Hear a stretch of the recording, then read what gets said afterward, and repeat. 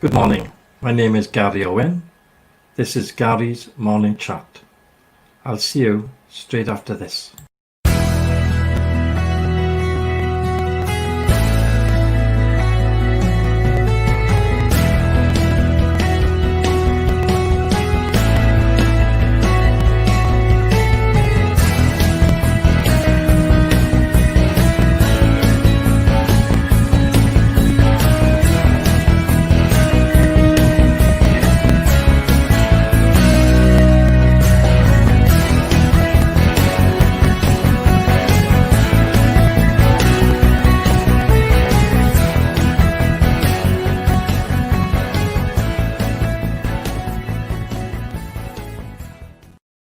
Well, did you all survive the ghost stories last night?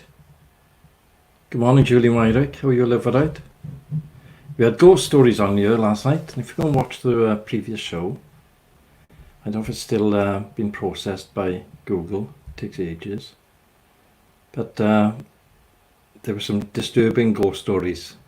A lot of people left early because they were a little bit frightened. A lot of people stayed up all night, including me, because the stories were terrible, really bad. And you can say anything that you're not scared about ghosts and all this, but when you by yourself in a house, right, it's dark, things start, it's up there. It is up there, is it? I thought I hadn't processed yet. Good morning, Margaret. What do you think of that ghost story, or those ghost stories last night? Scary, weren't they? Good gosh. I was up till about 4. I couldn't go to sleep. Andy was up from Birmingham. He couldn't get to sleep. Sonia was up. Millie was up. So I don't think we'll be seeing many of them this morning. I haven't had much sleep at all. Because it was just, I read, if you notice, when I read the thing about that woman in Neath, I got through as quickly as I could. Because I talked to her previously yesterday.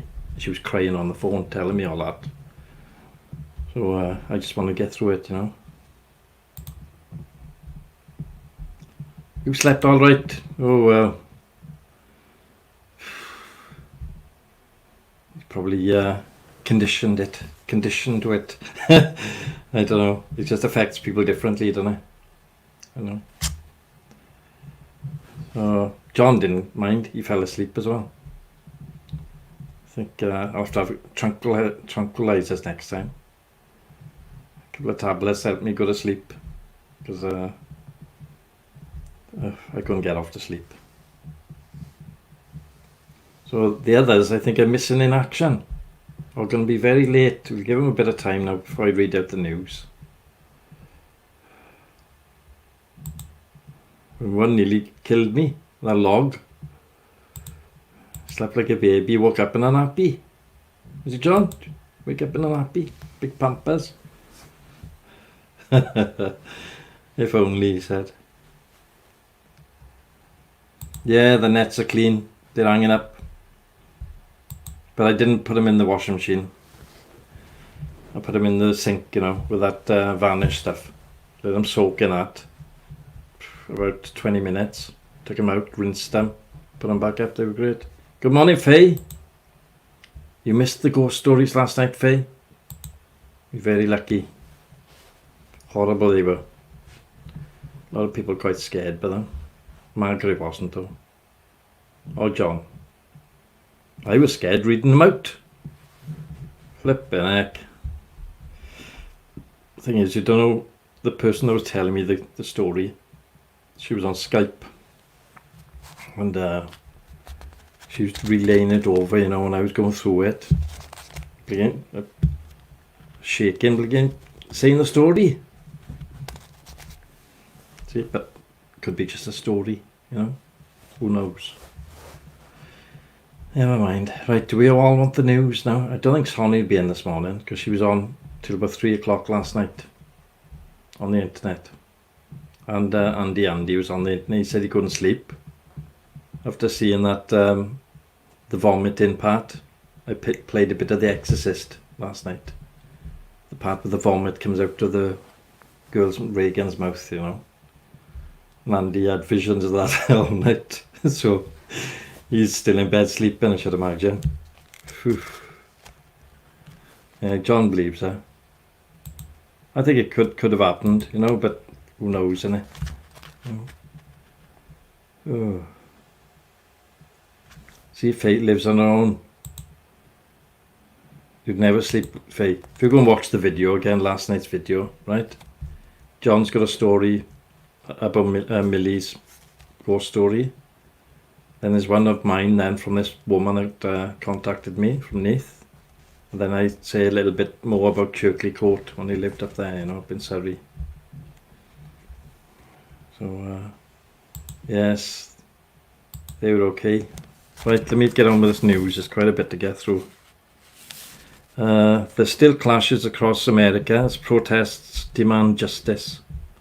The police officer who killed the coloured gentleman in the USA is charged with third-degree murder, but the family are demanding first degree. Third degree carries 25 years in jail, but the family want first degree, which is life. There's a huge spike in coronavirus cases if the crackdown is eased too quickly, say scientists in the UK. Trump has terminated relationship with World Health Organization, and he keeps on saying they acted too slowly. SpaceX and NASA to launch again today, hoping the weather will be much better for them. Greece is to open up in 2 weeks' time, but not to UK holiday makers, as we still have a high incidence of deaths, which I'll get to later. Trump has targeted China over Hong Kong security issues and broke all diplomatic ties with Hong Kong. China has also said it will take force to make Taiwan part of China again. Taiwan has been its own country for 70 years, so China want to take it over. They're going to try and do it diplomatically, but if that fails, they're going to go in heavy-handed and take over the country, which is going to involve loss of life, and you don't know if America will step in and nukes will be, you know, you don't know what's going to happen. China are bloody nuts, I don't know. Virus hit self-employed have a second payment to ease the situation. Now then, this is a bit weird now. A gang of monkeys in a laboratory in India attacked a laboratory assistant, escaped with a batch of coronavirus blood samples and run up a tree. And you wouldn't think it's true, but it is true, and it's from India, right? The monkeys were spotted in the tree, but the samples were recovered later untouched. As if the monkeys knew something, innit? Bonkers, man. But what type of laboratory? It's probably a shed. Let's be fair. It's a shed in New Delhi, right? Doors open and the monkeys are everywhere. They attacked the assistant, grabbed the samples and run up the tree. That wouldn't happen in the UK. I've seen the laboratories in the UK. I've worked in them, you know, doing pipe work, this and the other. And it's doors after doors after doors, you know. You go from one room into a clean room into a cleaner room. And they got these sealed air doors. It's a totally different place altogether. Anyway, Theresa May has said Dominic Cummings did not follow the spirit of lockdown. And she can understand why the public are angry. But what happened to Stephen Kinnock? Remember him? During the first part of lockdown? He was here then, everybody driving around with it. Nothing's heard about him. They should be picking on him as well, shouldn't they? Oh, that's all died down now. Workers are to start getting furlough pay from their companies they work for. And that's happening from next month, I think, or soon anyway. There are now 18 parts in the UK that have not passed the peak of the virus, which the council is saying the worst is yet to come in them areas. Right? 18. Right? These are, written them all down just for you lot. Ashford in Kent, Broadland, Norfolk, Carlisle, Cumbria, Doncaster, North Yorkshire, Eden, Cumbria, Fenland, Cambridgeshire, Herefordshire, Hickley and Bosworth, Leicestershire, Kettering, Northampton, North Somerset, Preston, Lancashire, Richmondshire, North Yorkshire, Rother, East Sussex, Selby, North Yorkshire, South Norfolk, Tunbridge and Maidstone in Kent, Wrexham in North Wales, Wyre in Lancashire. These 18 authorities have not passed the peak yet. Worse is yet to come. So the official death toll in the UK yesterday was 38,161 with 324 more deaths. But the government are going to ease restrictions on many of these places. They're easing restrictions. Death rate's going to shoot back up. Got to. Right? Because 18 places there except one's in Wrexham, that's in Wales, right? All the rest of them are in England, and they're going to start easing restrictions. I reckon by the end of this, there'll be over 100,000 people in the UK dead. Because stupid head up there in government, I haven't got a clue. There we are. A baby with 2 mouths has had an operation to remove one of them. It's weird, isn't it? 2 mouths. Gogglebox family Malone have 2 secret siblings which are not featured in the show. That's weird again. Probably too young, perhaps, is it, to be on telly yet. John Wick, the film. Have you seen the film John Wick with Keanu Reeves? He's named John Wick because Keanu Reeves couldn't remember the name of the previous film star's name, so they named it John Wick so he could remember. Thing is, I can't even remember it. I just got John Wick down. See? I know. Right, there we are, the news, ladies and gentlemen. And John. Government are nuts, man. 17 places there in England. They haven't reached their peak yet. People are dying again. The Weston-super-Mare is one of them. Weston down there. They've locked off the hospital. A&E is shut. Because people are dropping down left, right and centre with that disease. Oh, but next week, hey, let's open up the beaches, Weston-super-Mare, let's get the buses in here, come on, it's okay. Herd immunity, that's what they're after. They're going to wipe out as many people as they can.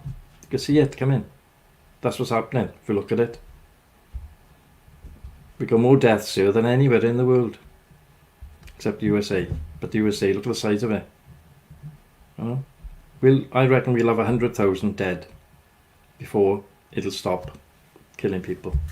Or the vaccine comes off or whatever, I don't know. Still dangerous out there though. But they're going to ease it now. Yeah, let's all get back to normal. So those who are susceptible will catch it and pass away. And those who have got an inbuilt immunity will survive. For now. Don't know what's yet to come. You don't know what China's got bubbling over there now? In the laboratories. We've still got people coming across the tunnel. Straight through the tunnel from France. They're still coming through. Ferries still bringing people from France, Calais. Come on, let's get in there. And we've still got the inflatables, right, coming across every day. Not being stopped. That Priti Patel, she wants to be sacked. Useless.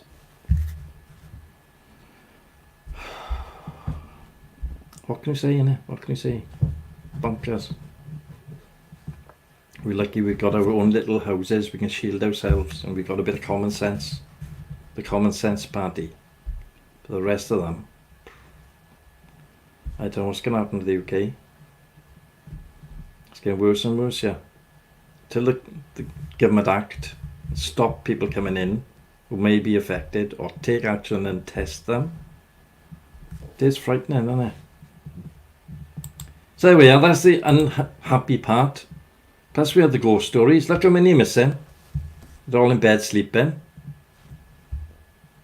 Millie sleeping, Sonia sleeping, Andy sleeping. All because the ghost stories here. And I told him last night, right, you've got to read out the ghost stories now, next time. Oh no, we're not doing that. The only one who said he would was Kyle. But look, sleeping, can't get up. Yeah. Fee was scared last night. See? I think Margaret should read them out, because she's the only one that's not scared. Or John. I think somebody else should do it. I haven't slept all night. So we'll have to get another spokesperson. Do a video, and then play back live so somebody else can have a turn. Now tomorrow I'm having a day off, so there won't be anything on tomorrow because I'm bloody knackered. I got a delivery from Amazon coming, I don't know what time, a weed killer, so I think it might be first thing in the morning. I don't know, I don't want to be doing the show and then get a knock on the door, so tomorrow I'm having a day off, right? It'll be Gary's morning day off show. Because I'm absolutely looking tired. Well, thank you, John. The thing is, you've got to get up early to do the news, right? It's 3 or 4 pages of A4, and you've got to read through and make sure they are right, what they're saying, right? Can't write any old crap down. So you've got to get up at 6. But then that means you've got to get to bed early. But sometimes I'm on here till late in the night, chatting away, because you get in the spirit of things. But last night I didn't get to sleep till 3, up at 6, 3 hours, I'm like this,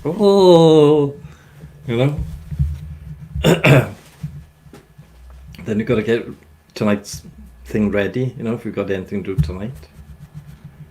So might have a little quiz tonight again. If you fancy it, anybody fancy a quiz, or what do you want? What do you fancy having tonight? Do you just want to chat?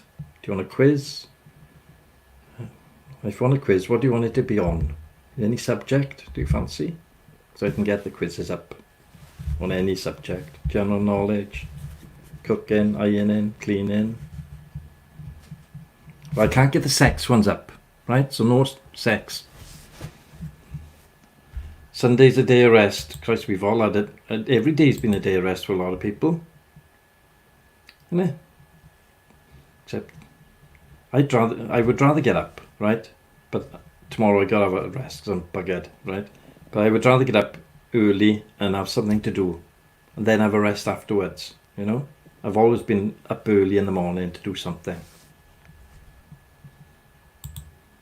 John likes a wildlife quiz. There we are. Anybody else like wildlife? We could do a wildlife quiz. English wildlife, is it, John? Or do you mind any wildlife?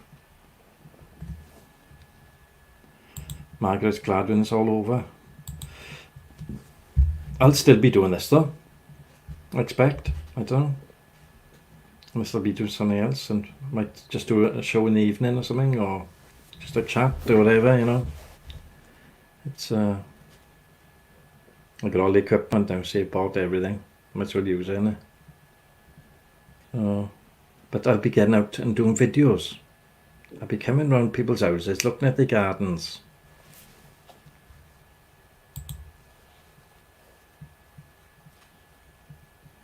Be nice, wouldn't it? No shops open, John. Innit? Just the Tambinis, innit?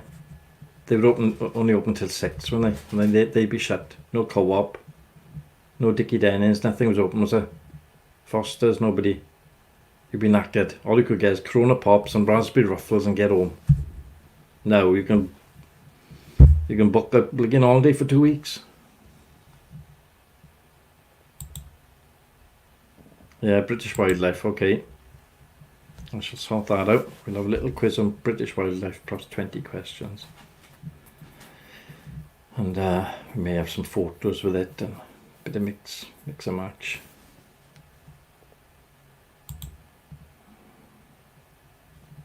Open till 12, was he, Ted Foster?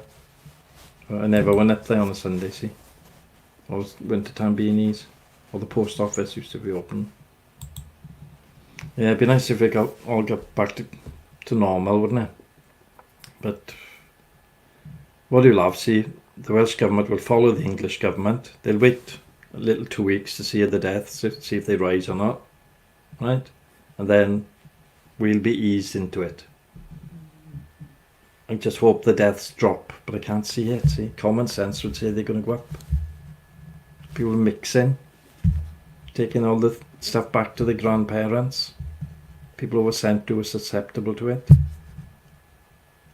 You know, you've got to be careful. Got to be so careful.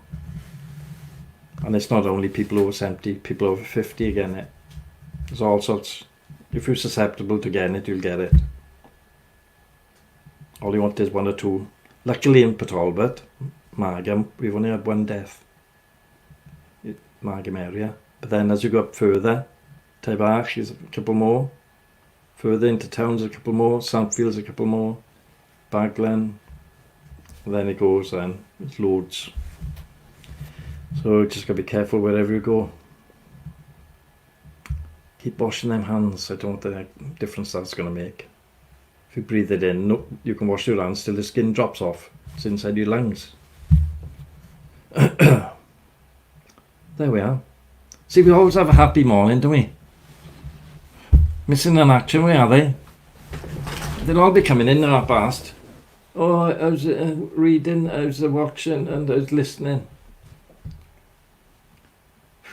John, we've got to get the cane out. So what are we all doing today now? I got a kip. Honestly, I'll be undressing, right? I'm going to have a shower. I'm going to go back to bed for an hour or two. Snow my head off. Then I got to tidy this room up then.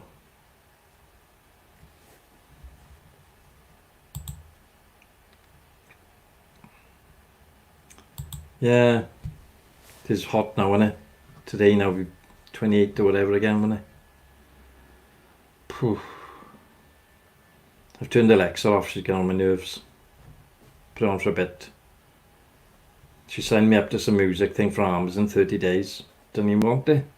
So I got to go back on Amazon now and remember to cancel it, and it's only £3 now, I don't know, but it all adds up, doesn't it? She's asking me if I want to buy stuff all the time. I don't want to buy it. Would you like to purchase this? No. She'll be ordering stuff now that I haven't purchased. I'll be having deliveries of all sorts. So she's off. But I did put it on the other morning, and I was playing the Okey Kokey. Yeah. I was playing the Okey Kokey 7 o'clock in the morning. I was going out the garden, coming back in, doing the Okey Kokey. Neighbours must think I'm nuts. But okay, I am, you know. Enjoy yourself, innit? Only young once. Young, look at me. Only think you're young once.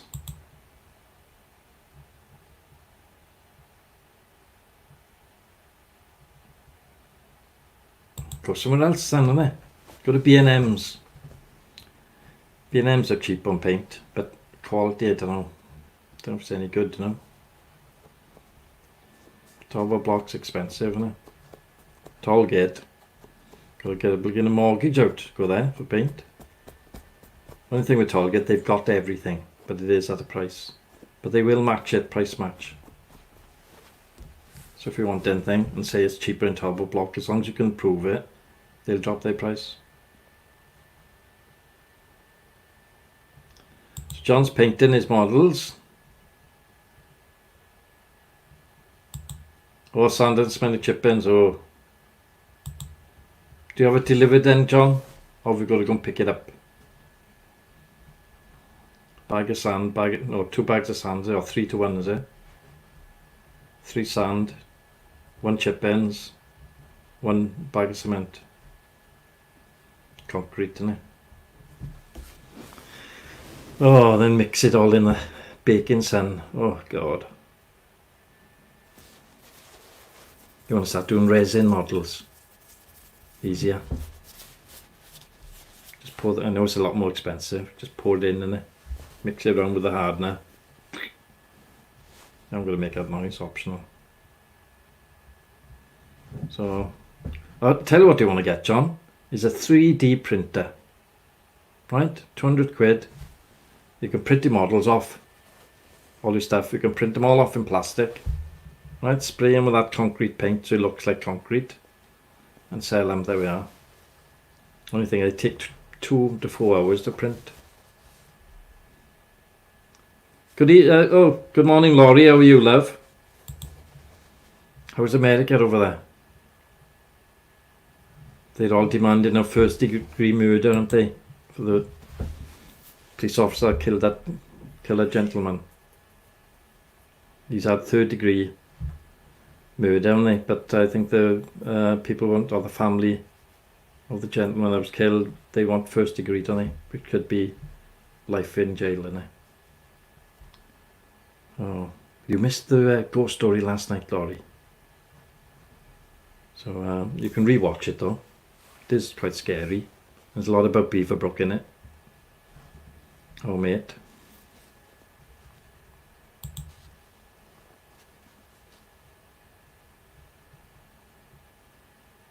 Yeah, it sounds expensive.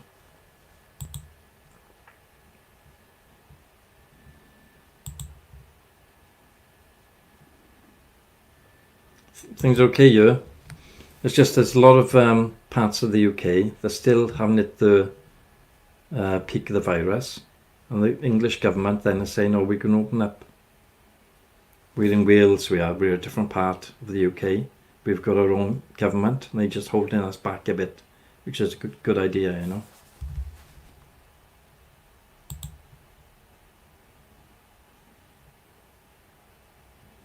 Good morning. It's good evening there, is it? Good. Oh no, it's good morning there, isn't it? 1 a.m. in the morning or something, isn't it? Yeah. Yeah, the riots have been terrible over there. But they want justice. But I fear that some people just want to riot because they've been restricted with the COVID, you know. So they just want to get out and riot about a bit. I don't know. But that police officer should have life. It's disgusting what he done. The mayor of Minneapolis, he was on telly yesterday. I was watching it. He wanted justice, which is right. That's all they want is justice, isn't it? You know. So all anybody wants is justice. Oh, what is everybody doing then today? John is mixing more concrete. Top of block open all day then, John? Or is it a half day? Half day, I think, isn't it? If you're going down there. So John makes models in concrete for gardens, Laurie. That's people like them in the UK.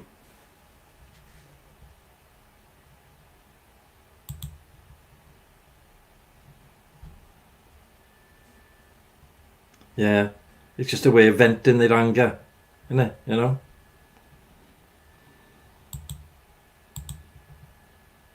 Yeah, it was horrific. It's still happening, isn't it? You've got these white police officers, and they don't count coloured people as the same. Good morning, David. Yeah, third degree, but the family want first degree, don't they? I think that's what the riots are about. Do you think?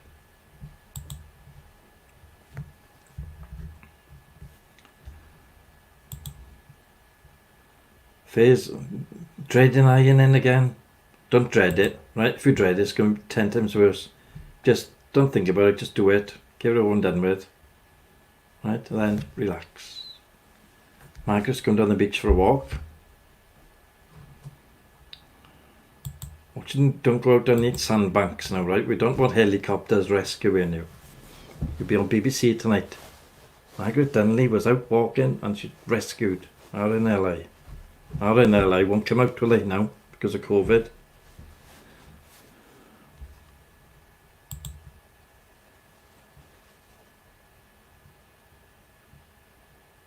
Oh, good gosh. Oh, so you had a bit of a vendetta against him, perhaps, then, David. Good morning. What part of the world are you then? Are you in the UK or are you in America? Laurie Smith is from Hollywood.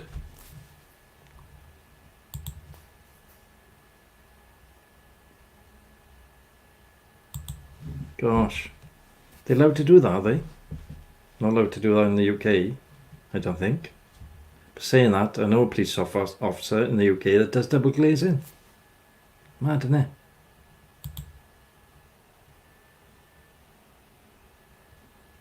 Alright. Nice and warm over there. It's warm over here now for a change in the UK. Oh, so moonlighting with that coloured gentleman. Well, as soon as that gets out, he's had it, hasn't he? That charge will be changed. I bet it'll be first degree.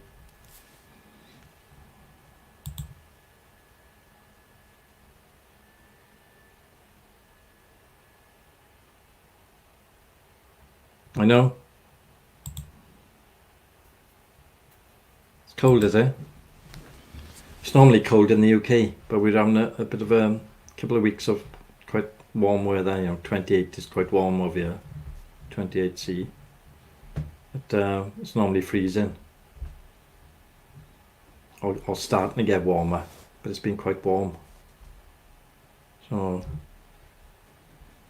what time is it over there with you, David?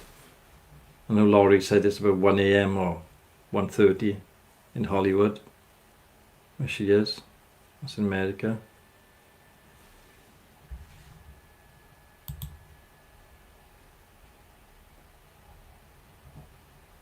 Yeah, well, I think there will be. Thing is, you've got the National Guard as well, haven't you, coming out to try and contain it. You've got a couple of things hitting head on, haven't you? You've got the COVID, the unemployment, plus this, then the coloured gentleman. So it's all hitting head on, and it's just going to explode.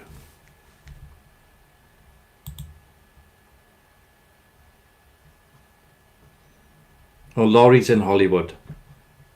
Laurie Smith was on here now. She's in Hollywood as well.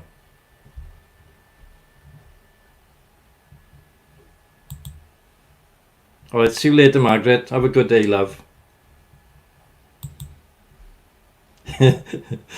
I'm upstairs with the fan on, John, right? This is shot in a bedroom, right? And I got a fan on over there, blowing cool air.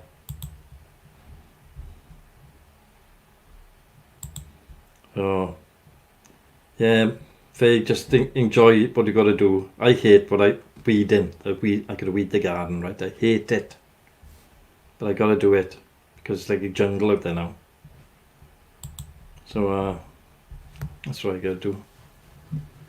It seems to be that these videos are promoted to certain areas. That's why Laurie's seen it, and perhaps you'd seen it, David.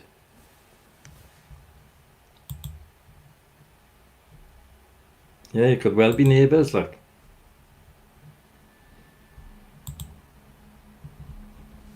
It's funny, isn't it? Suggested videos, and they say suggested videos. Go and have a look at this bloke in Wales there. And then you just click on by chance and you come here. So, as David said, you may live in the same street. You don't know, do you? You've got big streets out there, haven't you?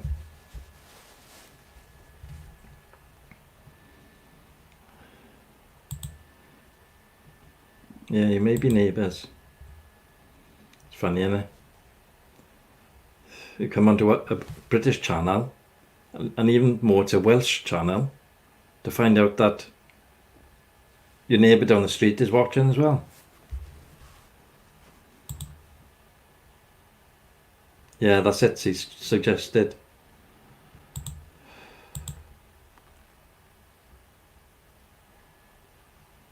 Yeah, see you tomorrow, Faye. Have a lovely day. Enjoy your ironing. Don't make it a chore, because it's 10 times worse. Just switch off. Put the music on and go through it. It's easier. But at least this channel is being suggested. What do you need to do now? Subscribe. Because subscribers, it's only been going like 6 or 8 weeks. I think we got 270 odd subscribers. That's nothing, is it really?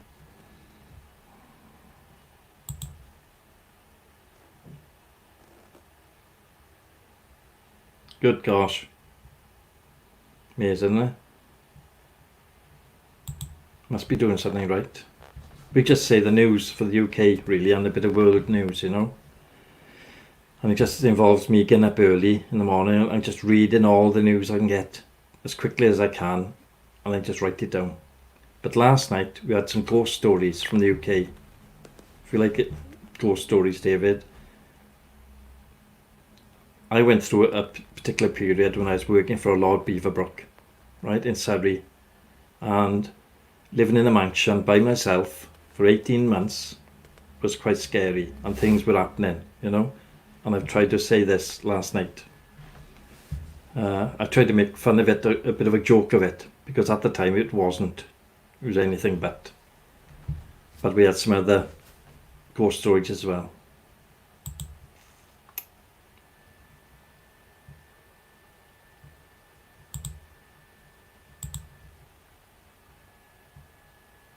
Yeah, last night was scary, John, wasn't it? Well, you could see 3 of the people that were watching last night were up all night. One was watching cartoons to take her mind off the stories. A gentleman was up all night. He said he couldn't get to sleep. And that was at 3 o'clock. I was up till about 3 because I had read the stories. I've been reading them all day, you know.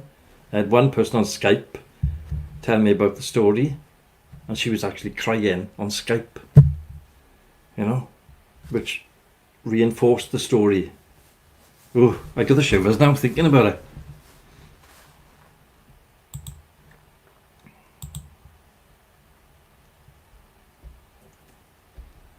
Yeah, Lord Beaverbrook, he was born in Canada, Fredericton, near the Miramichi River. And Laurie Smith, who's on here, she lived in the same street where he was born. There's a coincidence. Isn't that a coincidence? Max Aitken, his name was, from New Brunswick.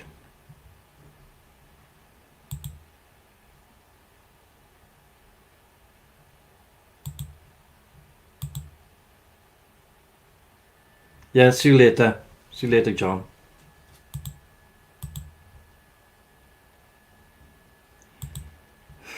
No, she was just explaining. She went through a bit of a horrific time. And if you watch the video back, you'll see what happened in this person's house.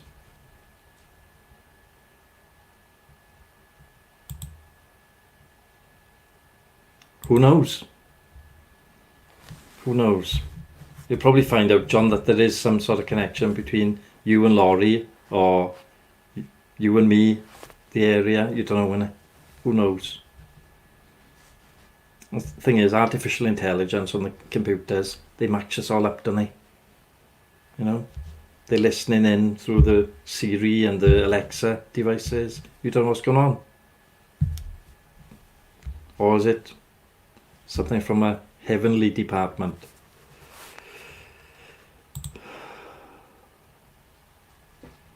So, I don't know. I tend to be in tune. I think I'm in tune, you know. I think I try to be in tune with the afterlife type of thing, you know. I'm not a particular person that goes looking at books and all that too much. I read a lot about Beaverbrook because I was staying in his house in Surrey. Oh, look who's here. Oh, 38 minutes late. Come on then, out with the excuse. This is one of our regulars, and she's always late. Well, she hasn't been late all the time.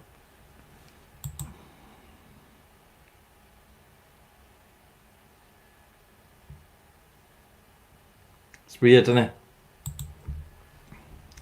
Yeah, Laurie used to be a neighbour of Lord Beaverbrook.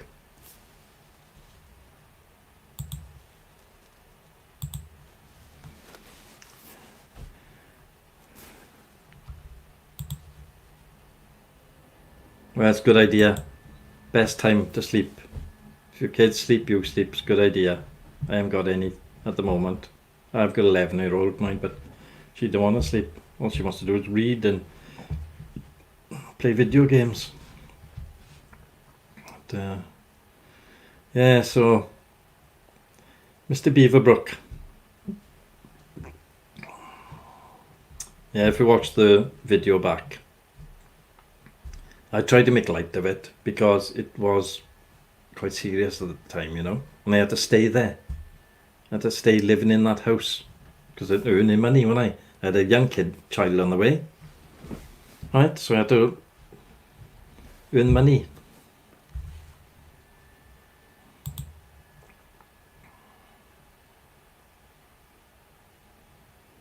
Yeah, it's weird, eh? It is weird.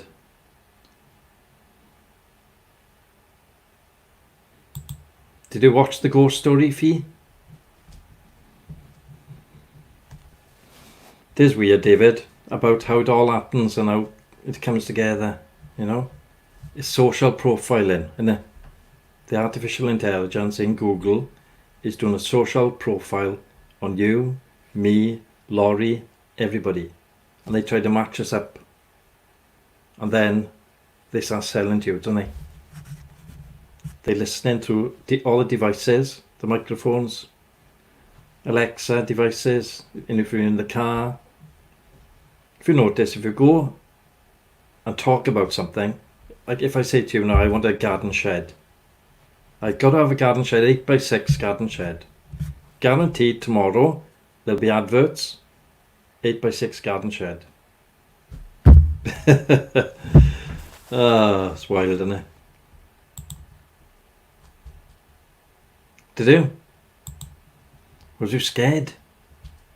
That one in Neath was scary, wasn't it? I had to get through that as quickly as I could because it was scary. The woman was telling me on Skype what happened. I had to write it down, you know. She wouldn't type anything. She was too scared. So,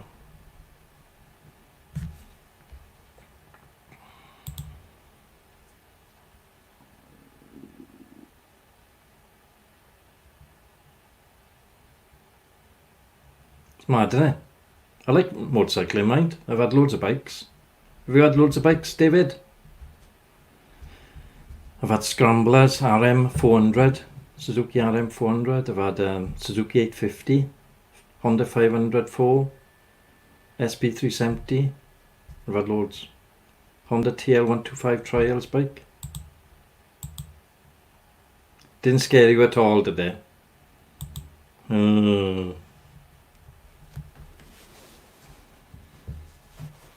Yes. So you like your bikes then, do you, David?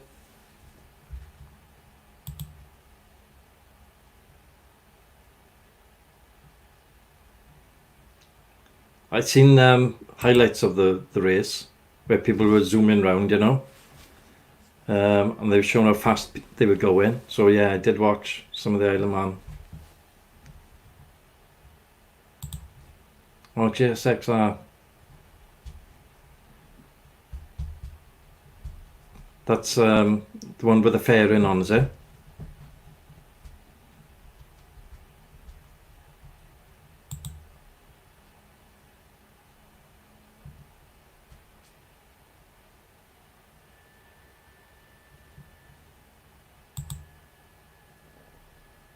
Yeah. I used to be in a bike club as well, but it takes up so much time, doesn't it? You know? But I've always had motorbikes. Took them apart, you know. I had a RM400 motocross. Took it all apart.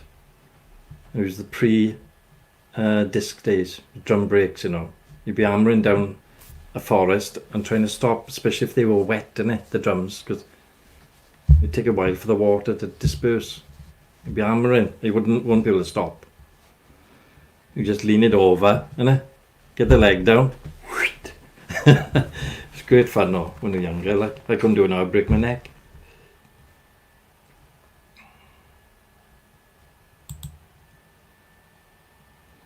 What I'm up to today, I'm gonna have a kip. I've been up all night. I have to read them ghost stories. Yeah, the old bikes were crazy. I had a Yamaha IT465 Enduro. That was fast. Oh my good lord. Great fun. But really high, you know, high up bike. You stand by it, the seat was up here, you know. Brilliant bike though, absolutely fantastic. Don't make them like that no more, I suppose. But road bikes, I'd like a wing, I would, gold wing. I'm that age, you know.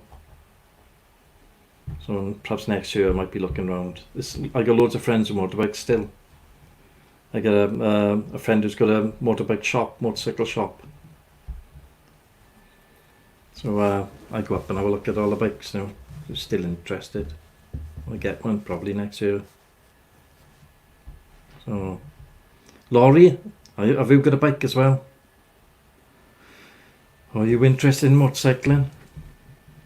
Perhaps that's what I'll do. I'll do a little motorcycling show on you. Now that there's not so much cycling around here, motorcycling. Be nice to chat bikes, wouldn't it?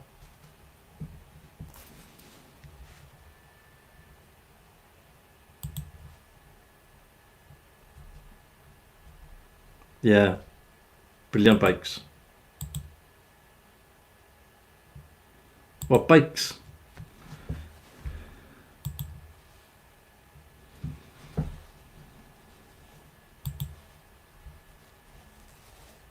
That's weird, isn't it? See, we're all talking about bikes.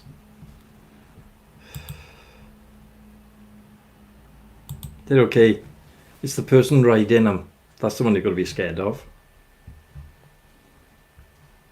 Because there's a lot of idiots out there still. Especially the youngsters who've got to prove something to prove. Oh, 650 is it?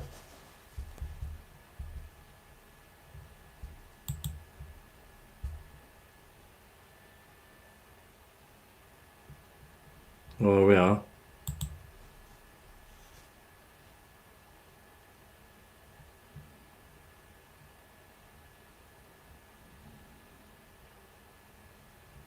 I'll have a look at it after, David. Mulholland Drive.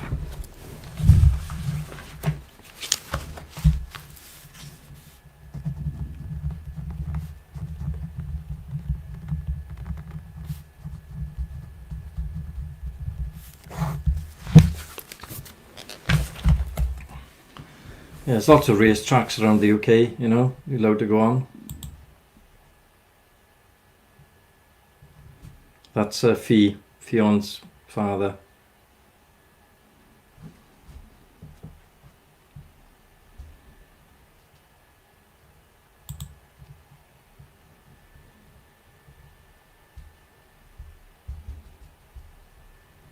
See, when you get a certain age, you want a bit of the fun back. So you've got to go out and buy one of them now. It's weird now, we've all come together to talk motorcycles.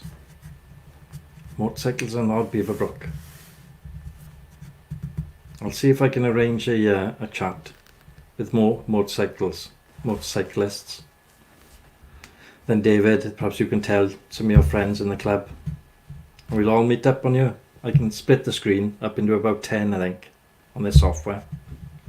We can have a motorcycle chat, you know. Let's see, I'll just change the background now to something a bit more. There we are, look. How's that? It's better, isn't it? See?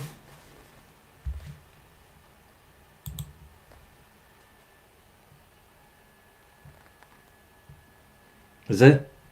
I'll have to have a watch.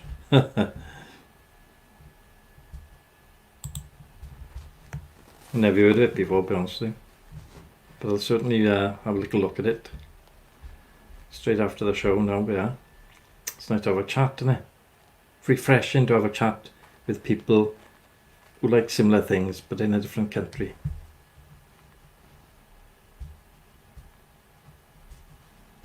Because otherwise it just gets really boring. I wish it was my garage. Unfortunately, it's a green wall. Yeah, imagine me sitting in there. I wouldn't be sitting there long. I'd be in that car or that bike, you know. I'd be tearing up the road. Black Ferrari, look.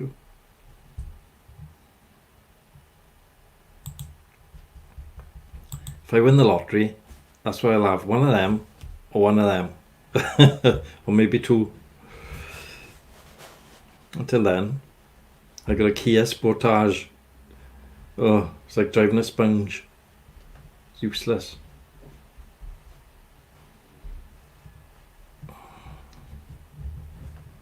So early in the morning for both David and Laurie.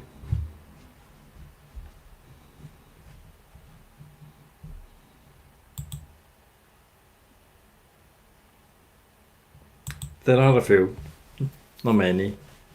There are some Ferraris here and Lamborghinis, and thing is, we got a university in Swansea, and the rich children from Dubai come there. I call them children, but they're in their 20s, you know. When they come over, they got Lamborghinis, Ferraris, all sorts, going up and down. In Swansea's a city, but it's not a big city. It's probably the same size as one of your towns.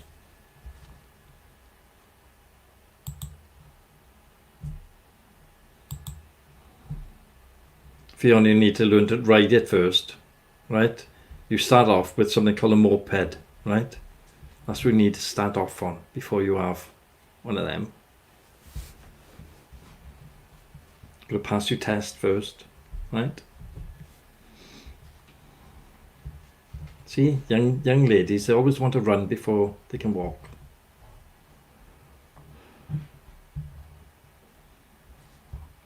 Thing is with Harleys, same as Triumphs, they lose quite a bit of oil, don't they? I don't know if they still do. But if you buy a Triumph, even a new Triumph, drip, drip, drip underneath. Yeah. They normally no suspension in the back, hard tail, innit? You know, when they like that, it's not pleasant, is it? I've written a bobber, you know. Oh. Not fun.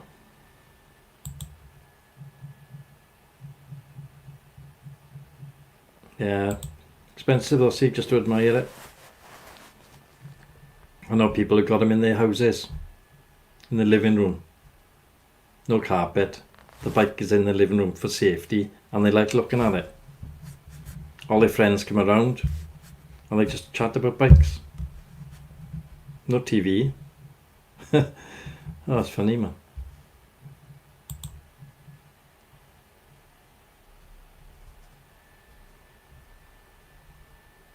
Yeah, if you're going to afford it, innit? Ducati, Monster, yeah. Suzuki, like I had a Suzuki 850 shaft. Wasn't very fast, but it's comfortable, you know. And you have to tighten the chain all the time, innit? You know. So I enjoyed that bike. It was a touring bike, lovely. You know, Gear Selector, remember the Gear Selector?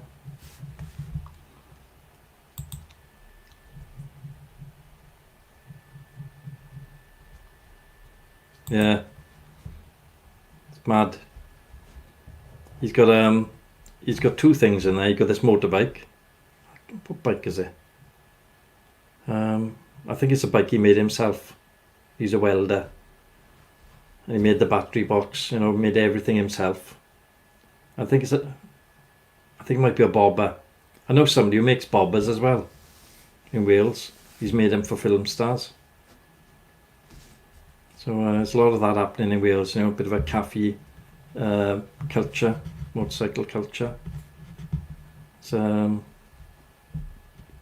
lot of nice bikes in Wales, gotta say that.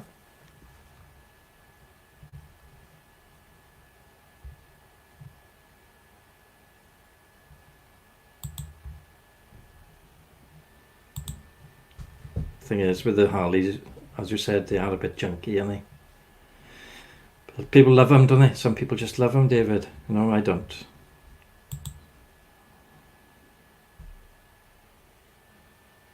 Yeah, that's the problem. See, these people who make the bikes, innit?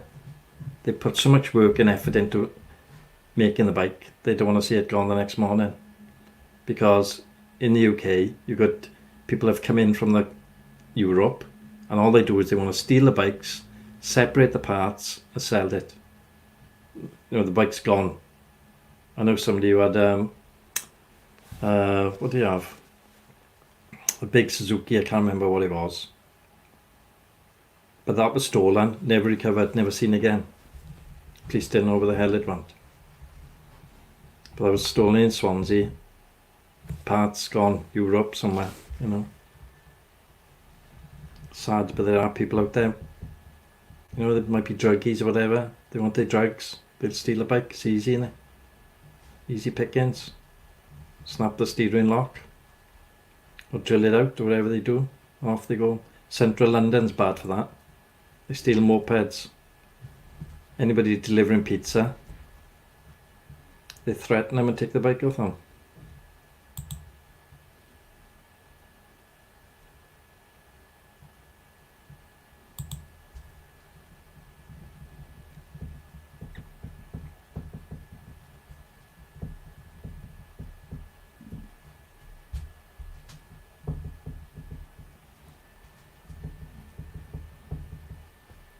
Laurie's dying to know now. You're probably next door neighbours.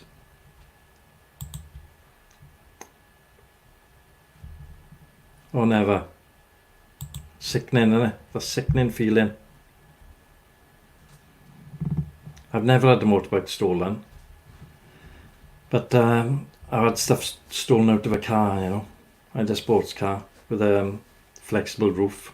And they ripped the roof with a knife and took all my belongings. From that day to this, I've never had a soft top car.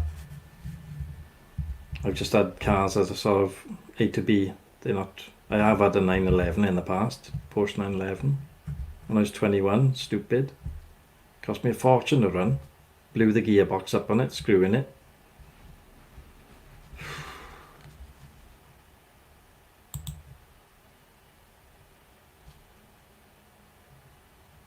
The pink dot.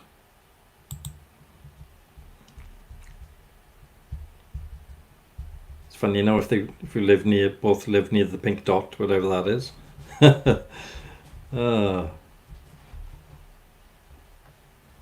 So Laurie, do you know where the pink dot is? You probably find it. You both live in the pink dot area. I'm going to write that down. I'll be looking that up after.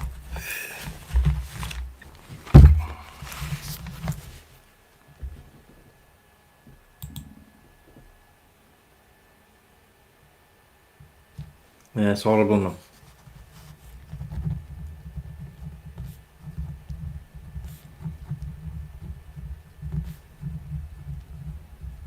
They see it just as a job, see. It's not personal or anything. They just want to scrap the car or scrap the parts inside or the bike and just take the money.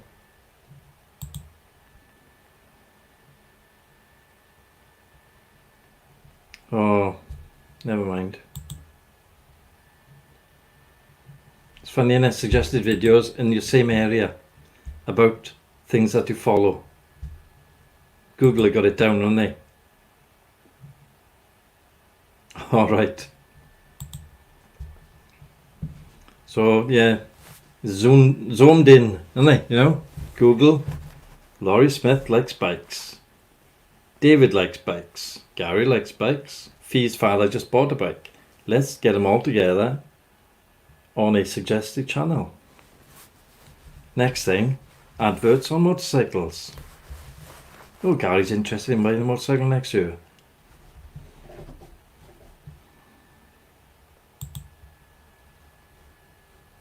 It's wild, isn't it?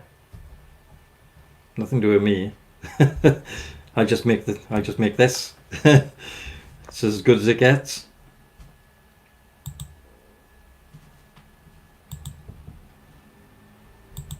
It is weird, isn't it? And I worked in Lord Beaverbrook's, and Laurie knows the story about Lord Beaverbrook. She used to live in a house in the same street. It's weird, isn't it? Please, can I have the lottery numbers for tonight? Oh. If I had the lottery numbers, I'd be out to see you all.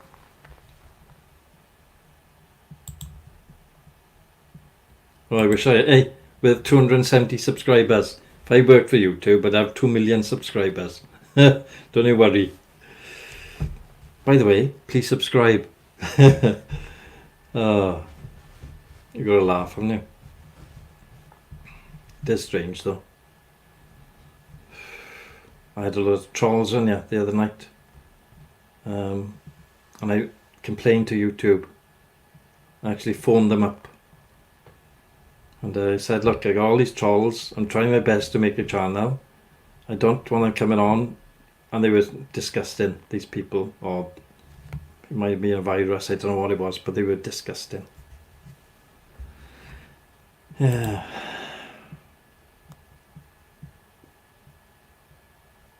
Yeah, Russian car crashes. I've been to Moscow, and they are like that.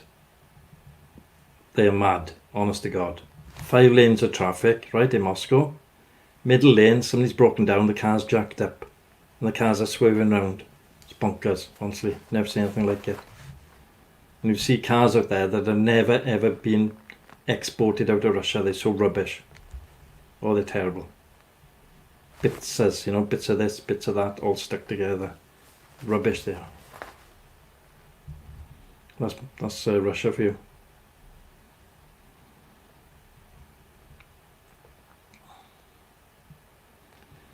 Oh, what's the price of a house in Hollywood then? Expensive? In the UK, average house, 3-bedroom house, it's about £250,000. Around about 250. In this area where I live, about 150. I always thought as Hollywood would be 1.5 million and all that, you know. Is it that expensive over there?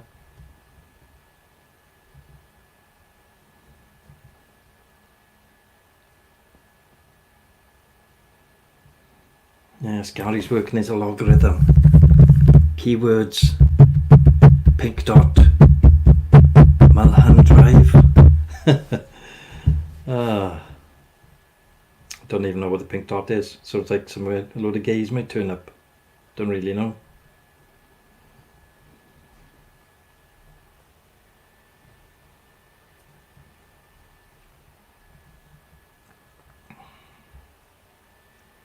Yeah, it's weird, isn't it? Wales. It's nicer in Wales, mind. We got a beach about half a mile that way, and we got mountains then just up there, countryside, you know, and then that goes on for 100 miles, all countryside, you know, and towns, little towns everywhere.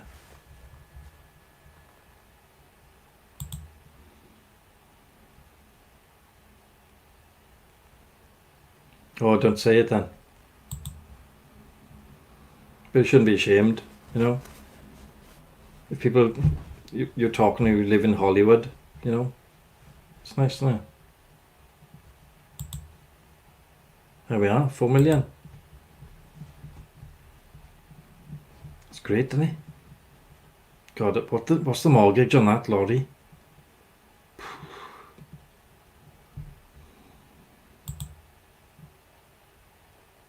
One bedroom, 850k. Blinking heck. It's expensive, isn't it? With a heart attack. Like in London, central London, I got a friend there who's quite famous. And she bought a house, I think it was 12 million. I thought she was nuts. I thought, God, you know, I know you're famous, but still, you know. It's a lot of money in it.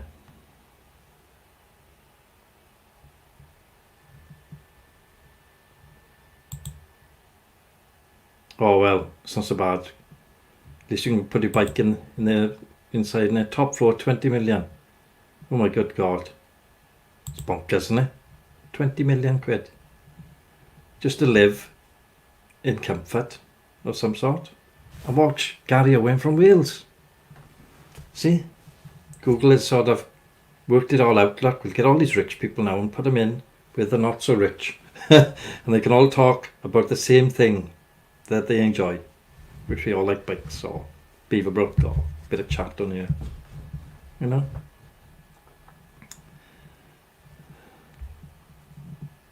No mortgage. Do you want a toy boy, do you, love? or an old man. No, I'm happily single. I'll never be married, but don't want to be.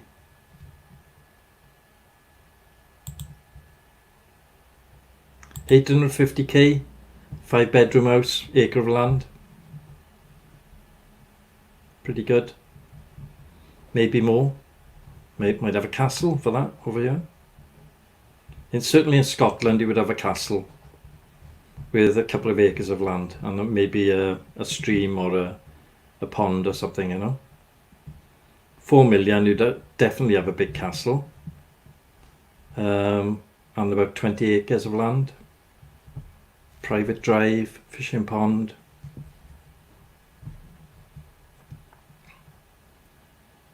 But where I live, 850, you're going to talk about 5-bedroom house, large garden.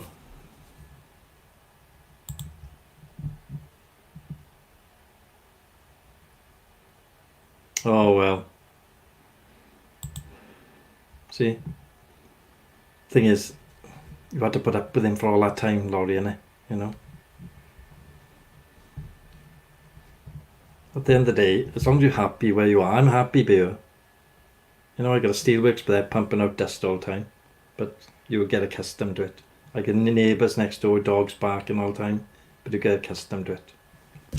You know, I'm happy. I got an 11-year-old daughter, love her to bits. I'm not married. It's just heaven. I can do this all day, talking about her. No pressure. I'm self-employed. You know, when the bills come in, work a little bit harder. Don't need to go jet flying all around the world. Well, you can't now anyway. But even if I had the money, I wouldn't bother, you know. Not like a Casey Neistat, go around sitting on jets eating stuff I don't want to eat in the first place. That's not life.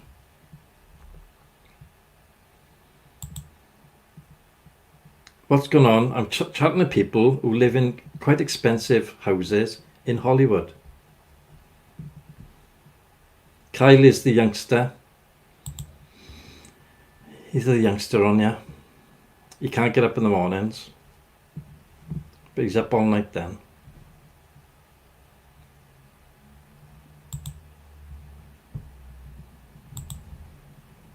Yeah, you earned it. Quite right, Laurie.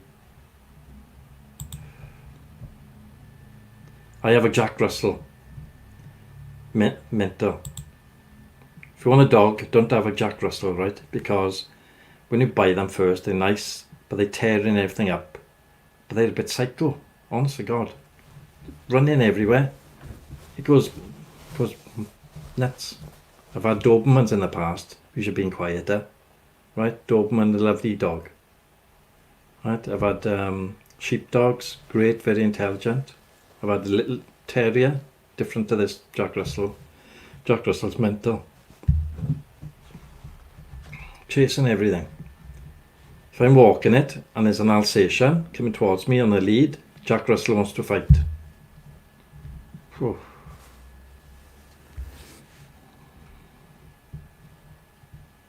Yeah, Jack Russell's bonkers. So we're talking a little bit about motorcycling, Kyle. Excuse me.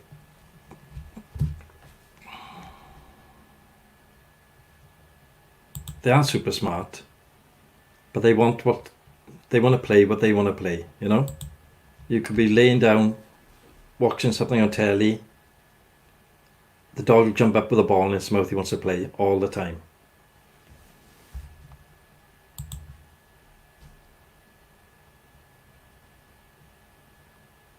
Good gosh. Oh, mine's not advanced. Only in throwing the ball and running after it. They are smart. You know, if it's hungry, it'll bring the bowl in.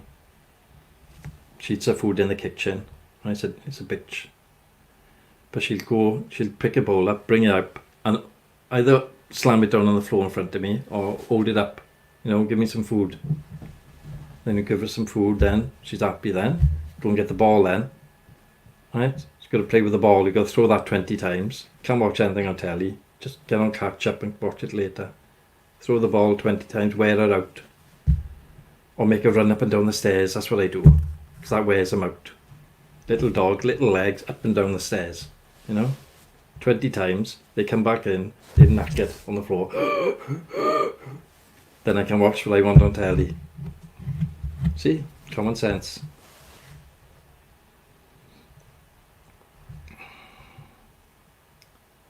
Yeah, good for company. And they like coaching. You know, they come and sleep under there, put their head under there, they go to sleep. They are funny dogs. And they won't leave your side. Wherever you go, dog is up following you. Funny. But, it's funny, isn't it?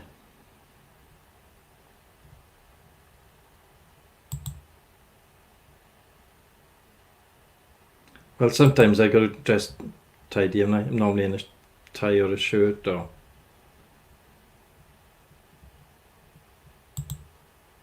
No. I was always brought up. My father was a sort of a local councillor in the area. He was a mayor of the town. I was always brought up to wear ties. When I worked for Lord Beaverbrook, I had to wear a shirt and tie every day. You know, I had to wear a suit every day. It could be boiling hot in the office. You'd have to have your tie tied up. You know? I'm a mason, right? You got to wear shirt and tie all the time. Got to be immaculate wherever you go. So that's, you don't notice it after a while.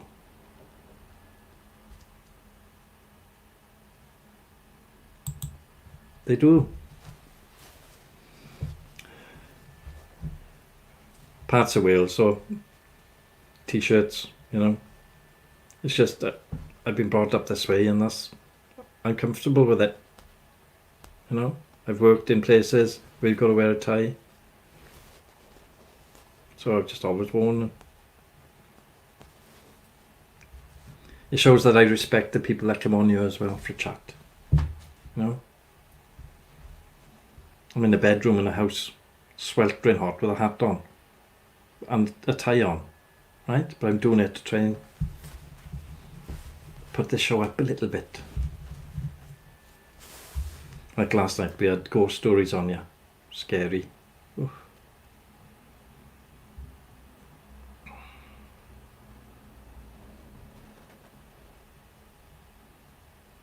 I'll show you what we had last night on the back wall, just to get everybody in the mood. That's what we had on last night.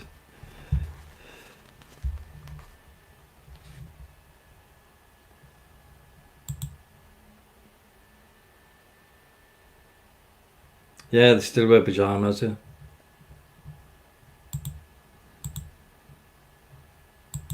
Yeah. So that's what we had last night. Look, The Exorcist. And I even played a little video. I don't know if I've been copywritten strike yet. Probably have. But I played it without any noise, you know, without any volume. So,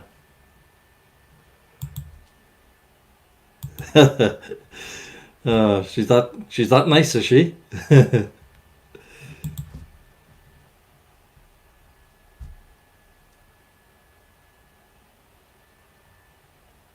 Yeah, see, she's in her pyjamas all the time.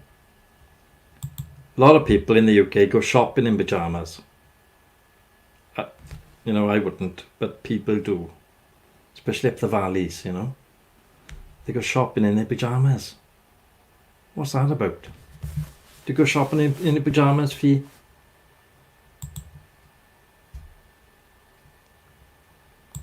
They don't look like that, that's why. If they did, you wouldn't like it. I think I'll change it now because it's dragging down the tone. Let's have a look. Where can we put on?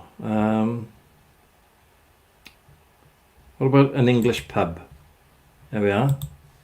That's an English pub. That's what they look like. If you go to England, many pubs look like that. Things hanging up, memorabilia and pots and pans and photographs and pictures and a roaring fire in the corner.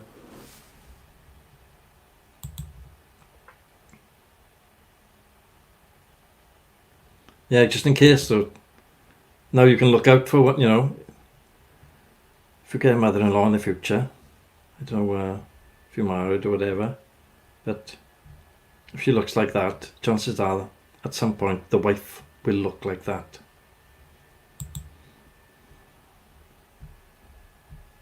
Oh, don't start it, Fionn. Because wouldn't be nice, would it?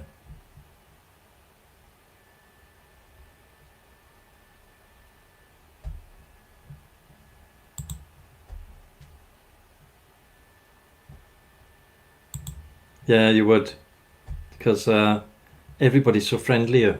They are friendly. Wales is a really friendly place to live, and you can go anywhere in Wales and people will talk to you. You can sit down, where are you from? You know, just have a chat. Next thing, do you want a pint? I don't drink, so I used to, but I don't drink anymore. Alcohol.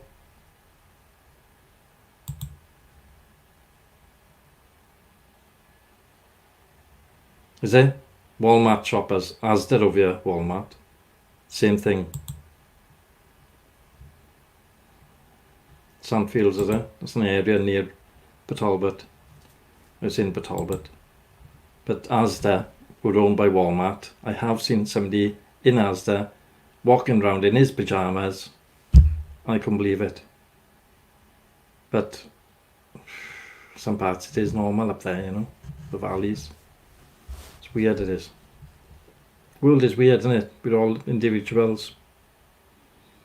You know, if I brought a big motorbike in the front living room, my daughter wouldn't blink twice. She wouldn't, oh yeah, you know, that's this week, is it? That type of thing, you know. What I'd love is a V8, Rover V8 or Chevy V8 table. That's what I want. The glass top, you know. I could do it all. I'm an engineer. I can make all the stand. I can do the welding. I can do it all myself. Just getting time, you know. And I have to take much of the room up to do it.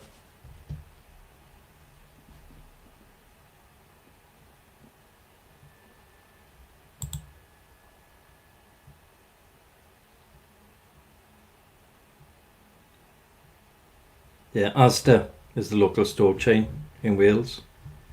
ASDA. And they're owned by Walmart.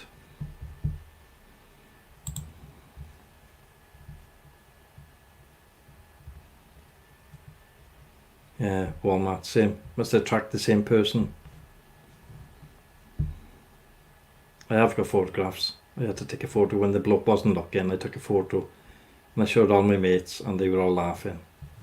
They thought it was really funny. Elderly gentleman walking around in his pyjamas, shopping. What are they thinking?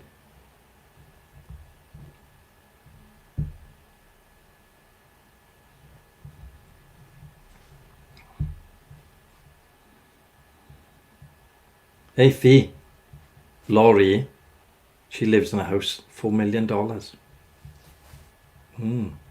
million. And David, he got a one bedroom apartment, 850,000. 4 million could buy Fee Street. All the houses. Hey Fee.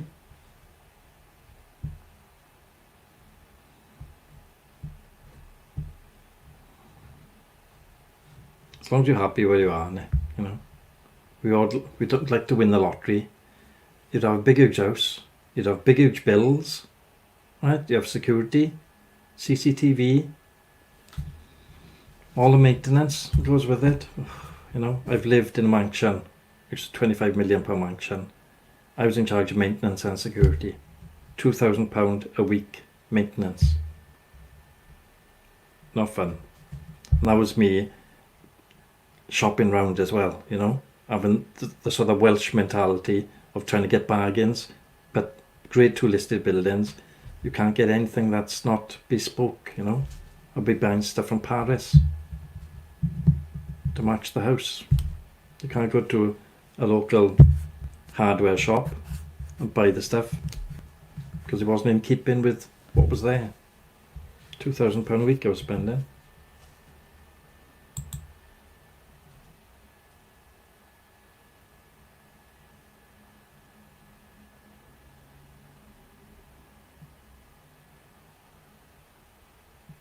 All right.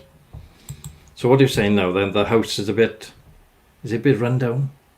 I got pictures now of this dilapidated Munsters house.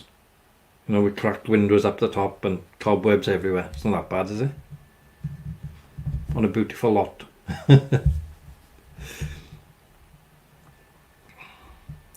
Thing is, you have to sell up, wouldn't you? Then you have to move into something slightly smaller, perhaps next door to David. Perhaps you could have the next floor up.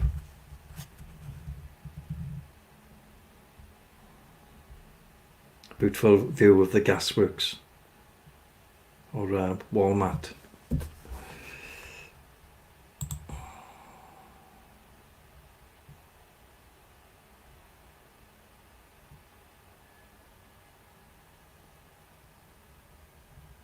There we are, you can both meet up, have a chat, have a cup of coffee.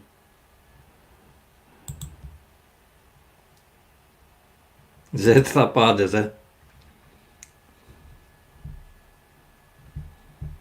Thing is, you can sell it, can you? When this lockdown's over now, sell it, because otherwise you'll have matey coming back and forth, your ex-husband, driving back and forth, won't he? You know, but if you sold up and move on, no forwarding address, chill out. That's what I would do. I'd be gone. You wouldn't see me again. As long as you can change your neighbourhood, you know, where you might have friends there. I'd be me moving away, I would. Breaks all the ties then, doesn't it? I would have thought. I've never been married, so I don't know what it's like. Should imagine it's either good or bad. Have you been married, David, or are you married?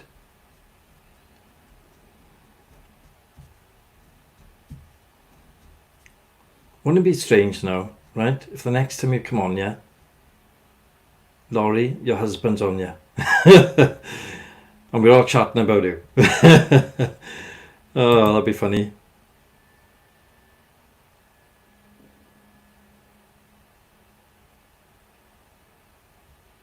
Errol Flynn, good God. And it's funny, if the next time you come on, yeah, we're talking to your husband. Oh, I've had this suggested video. I don't know how it came about, but I've got to... Was you married to Laurie Smith?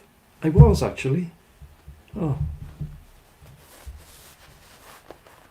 That would be funny, wouldn't it?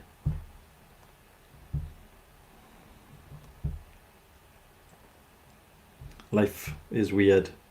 It is weird.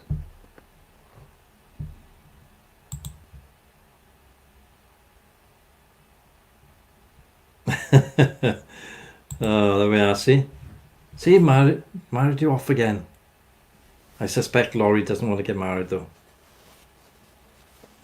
She's had enough. Enough of us men. Well, that type of man. I don't know.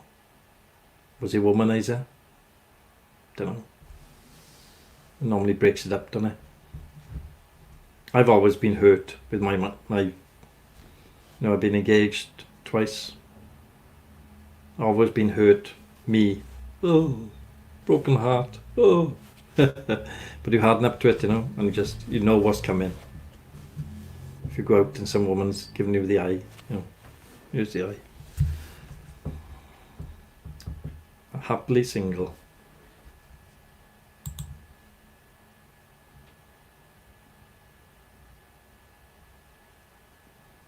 Yeah, we...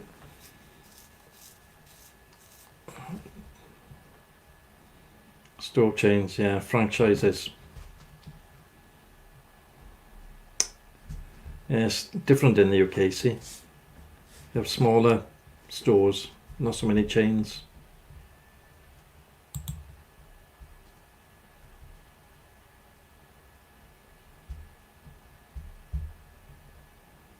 If you've got the same accent as me, she's saying, you might be in there, right? But at the moment, the Welsh accent, you'll have to go and learn it, David.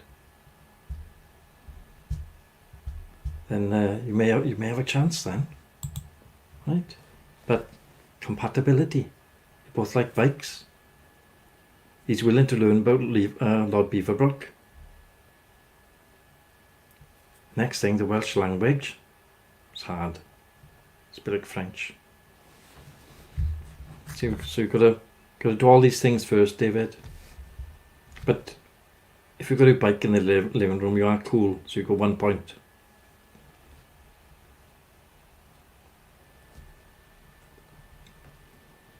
But you probably got loads of other things that I haven't got. See? So we're all different, aren't we? You know?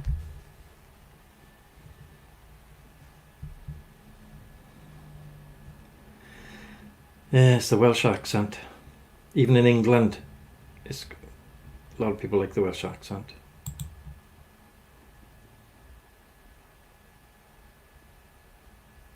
There we are. Just watch some Welsh videos. You'll be okay. A couple of years down the line, you'll be speaking like this. Or I could, oh yes, I could talk a little English, you know, like Lord Beaverbrook. Oh yes. You have to put it on a little bit, you know. Old man. We'd rather talk like this, Welsh. Down to earth. Living in our little houses next door to the steelworks.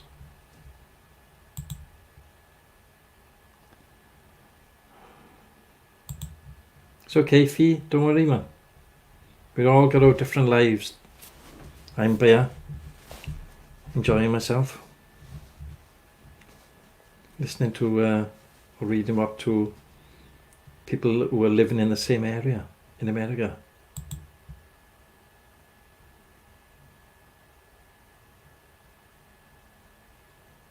Well, you're welcome here, David, anytime. I'm on again tonight, 10 o'clock. It's GMT plus 1 hour. And then I usually do a Sunday, I do 7 days a week, right? But tomorrow I'm having a day off. Because I was up till late last night with the ghost stories. And I didn't get to bed till 3 this morning.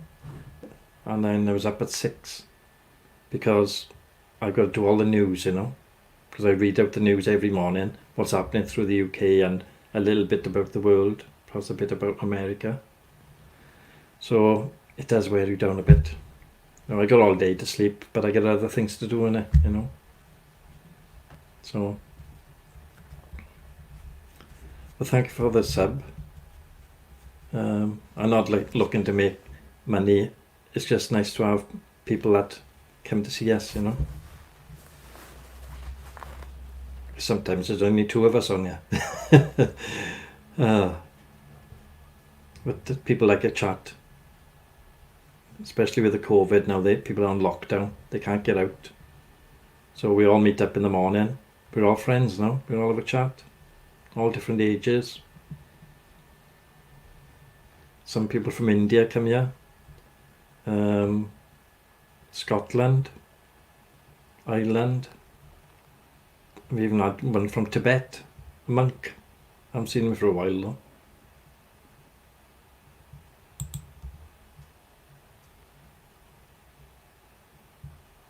Yeah, good night, Laurie.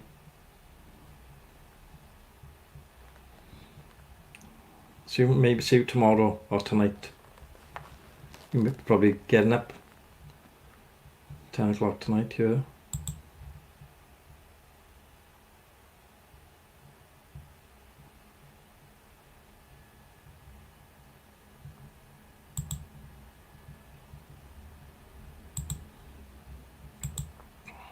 I might be up there afterwards for some tomatoes.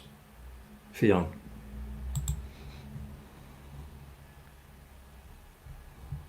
I need some tomatoes and some mushrooms.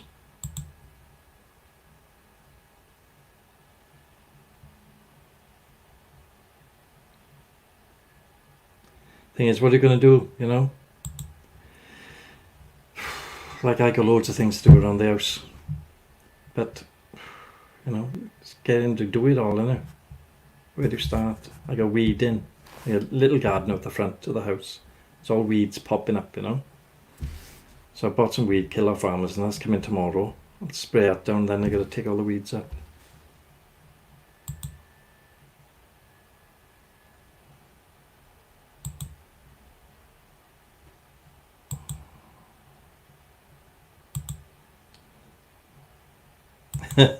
No, I'm sure we won't. No. It's just surprising suggested videos. It's weird. I get suggested videos from like I did watch the Isle of Man 2 weeks ago. It's weird, isn't it? How Google's algorithm pairs you up. It just gets more weird, doesn't it? I don't think Amazon pairs you up with what Google's doing. I think they separate things altogether. But I have had, since I've had the Alexa switched on, pardon me, I do get adverts within 2 or 3 days. And you can see it, you know, it's blatant. You search and next thing, advert pops up. So I tend to turn all the pop-ups off now. All the suggested adverts, just turn it off. Because I know it's going to come.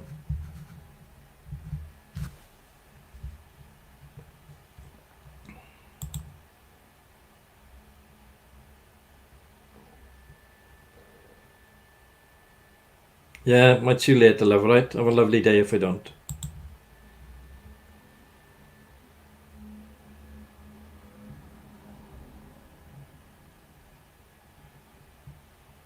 Good gosh. See, Laurie she might be blinking loaded. I don't know, do. Errol Flynn. Sunset Strip. Mad, innit? Thing is, in Wales, most of the people don't know what Sunset Strip is. Who's Errol Flynn?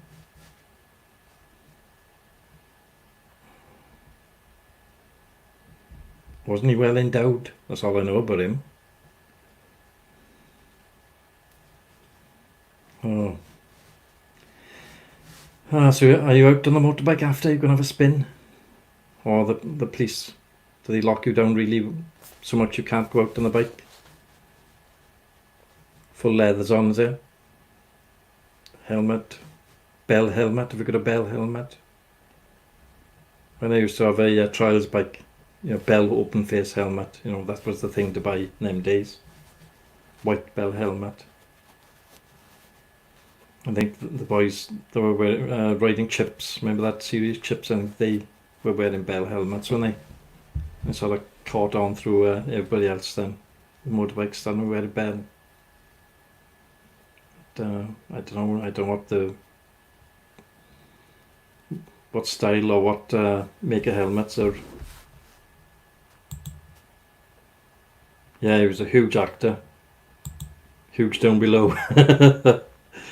Errol Flynn. Oh, it's funny, man. I'll be having a look now at Errol Flynn's house.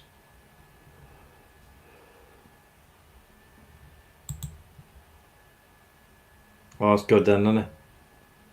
Nothing better than a hot day, innit, on a bike. And just go out for a ride. Yeah, bell. See? Another thing we both liked, bell helmets. They were just really stylish, weren't they?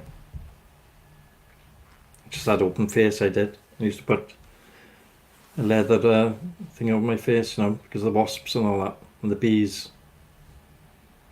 Just, you still get hit below the eyes, and I didn't wear glasses them days. All right. Well, I haven't had a bike for years. I haven't had a bike since when? Since about 1986. It's the last time I had a bike. I had sports cars after that. So I had a 911, which cost me an absolute arm and a leg. Blew the gearbox. Oh, cost a fortune. It was £650 for one bearing, the main bearing in the gearbox. which I mangled because I was leathering. I was doing 155 on the motorway, leathering this 911, and the gearbox blew. And I had to rebuild the gearbox. Cost a fortune.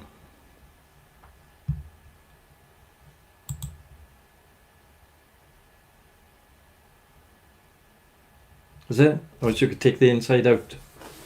God.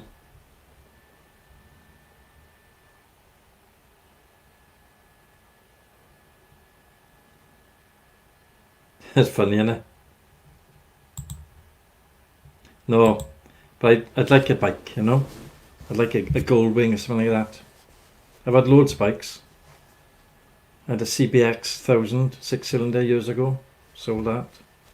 I think that was the last road bike I had. Before that I had a 850 shaft. Before that I had a 504 Honda. It's a lovely little bike that was. But underpowered, see. You know what it's like when you grow older. The CBX was great. In between the CBX and the Suzuki, I had a Kawasaki 750 Turbo, and that was a beast of a bike. Fuel injected turbo 750, honest to God. But it didn't have the build quality of the Suzuki or the Honda. I think Honda was the best build quality, then Suzuki, then Kawasaki last probably. What do you think of that?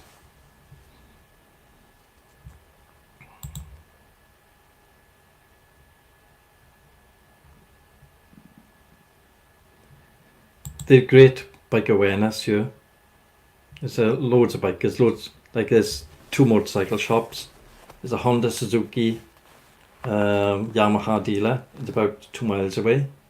And then 3 miles away then there's one that does Chinese bikes. You know, them rubbish things. They have got better, the Chinese, but you know, they're not that good, are they? They're not Yamaha or Honda, are they?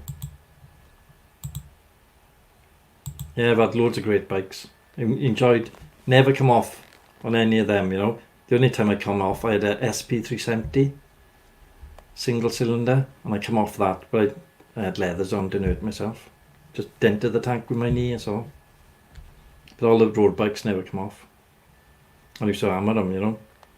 The 750 Turbo, frightening.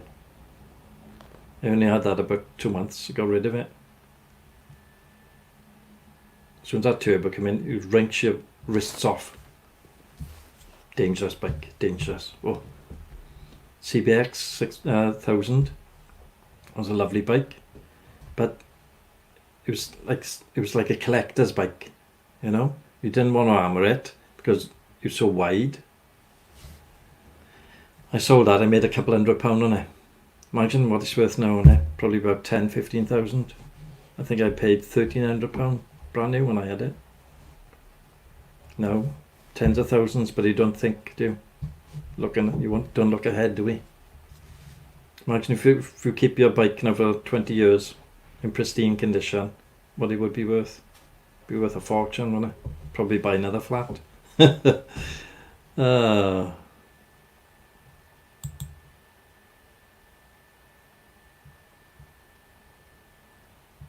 Yeah.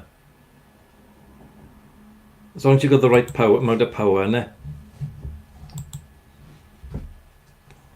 Thing is, with that type of bike, you've got to cradle the engine, haven't you? Because at some point it will fall over because you misjudge the side stand in it.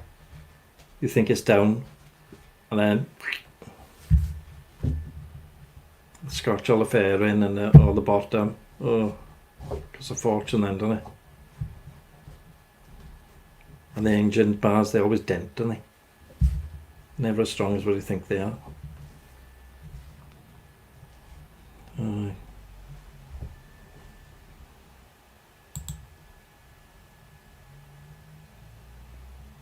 Flat tank, is it? I think I know. Is it black? Because my 850 was black, you know, with gold and red piping, I think it was. That's got the gear indicator on it, yeah? Yeah. costly though, isn't it, when you fall. So have you also got the gear indicator in the centre of the, just by the clocks there?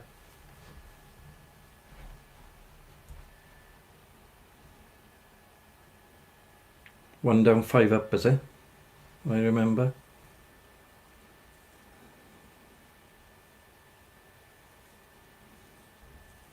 See, talk about bikes all day. Cars are boring, aren't they? No, not the same. On the 750, my mate had LC 500 when they first came out. It was a brilliant bike.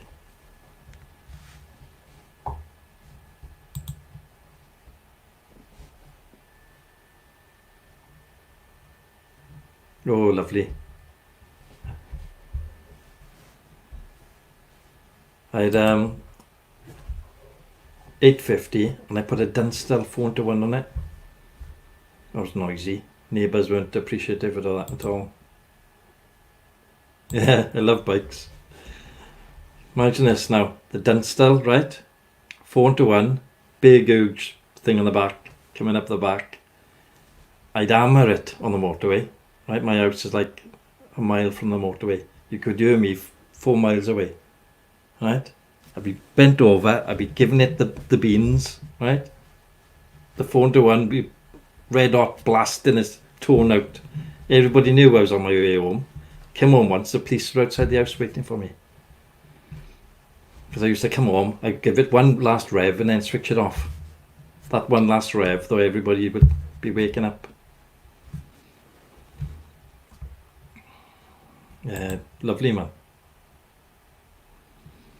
They weren't of the same opinion around here, David. Steel workers, you'd gone off in, they'd be up at 6. I'd be coming home up at 11. They'd all be snoozing. That one last rev before I switched the engine off, they weren't happy. So I still hammered it down the motorway, but when I came 100 yards, I just leave it idle, you know, and come in quiet.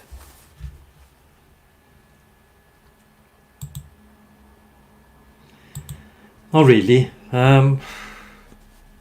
It's like, I've been to a lot of motorcycle races. My friend used to have a sidecar and used to race on a sidecar with another person. They'd come off and they crashed and he was in hospital for a while. But my connection with motorbikes was through him. Well, sadly, about 10 years ago, he just dropped down dead. And he had motorbikes all the time. He was doing up motorbikes, he worked in the motorcycle dealership.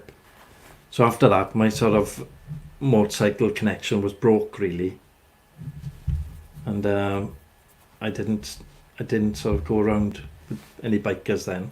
But recently, I've been made friends with this guy, Celtic Motorcycles in Wales. They do choppers, they do servicing. He got loads of different bikes there, so I go in and have a chat with him, you know. But I don't really watch races. Isle of Man I'll watch on telly if it's on TV, because that's exciting. But I wouldn't make the trip to the Isle of Man to watch it, you know. I just...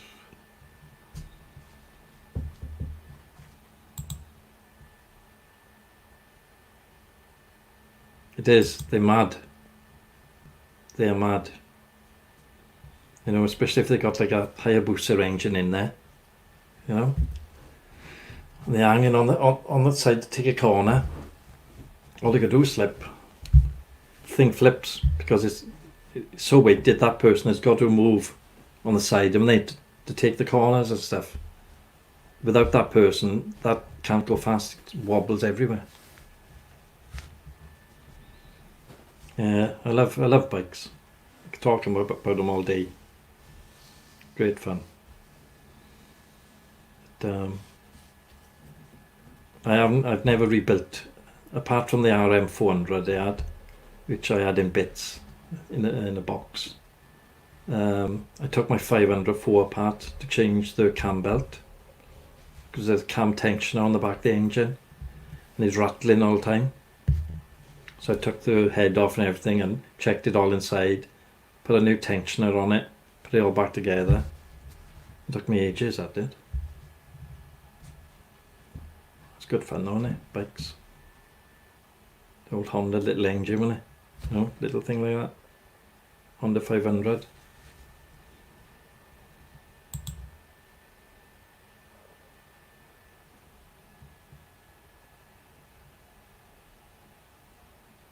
Yeah, that's it. And you're stuck in that little place now. You can't wander across the road because somebody else might be coming. You're right there. It wouldn't interest me. I would rather go and see some motocross bikes. I've been to loads of motocross races. When they're trying to get up a hill, you know, and you're laughing your head off. Or they flipping themselves over, or they just can't get up there, they've got enough power, or they take the wrong line into a rut in it. And they got to go where the rut goes. And you cry laughing, yeah, you know. That happens in a place called Llangatog. It's a Welsh place. And it's a circuit where it starts off and it's really steep. And all the inexperienced riders try and get up there. But the experienced ones know the line to go up on the outside. And they go, you know. But there's all these youngsters, they can't get up there, they flipping the bikes over and everything, and it's funny. It's great to watch, you know. If they manage to get up the hill the first time, by the time they go around the second time, they're okay then, they're on their way, you know.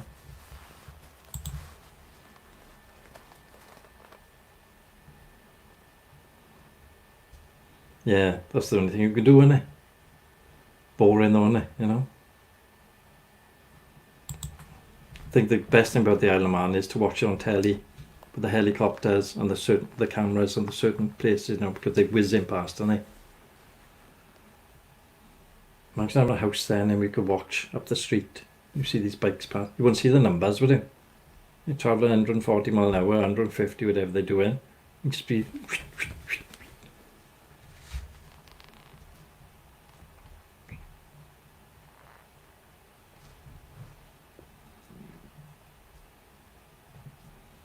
Do you work in the motorcycle industry then, David?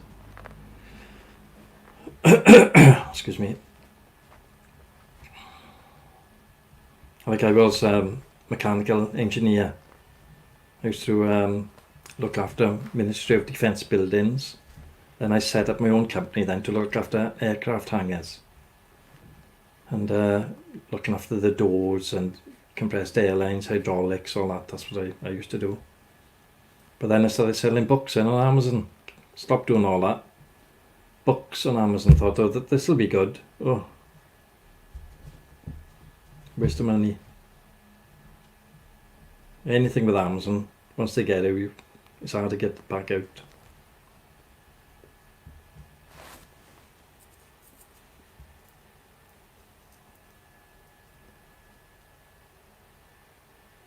Oh.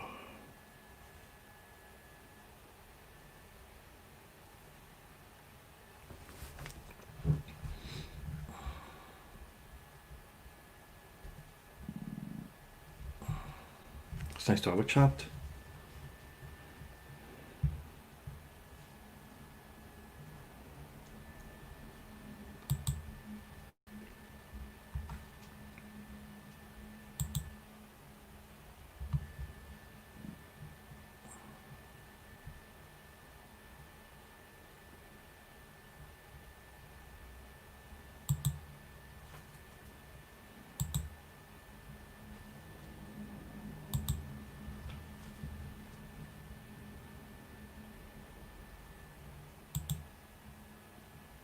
Oh, it's a difficult job, isn't it? Oh God.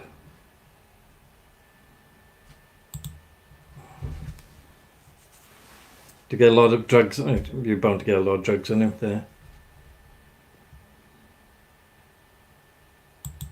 Yeah, same over here. No pubs or clubs open. Nothing open. Although some of the pubs are doing takeaways. So it's not so bad, you know. At least they're making some money. But you've got a hard job, haven't you? I suppose you get to know the regulars though, don't you? And all the women coming in through that door. Eh?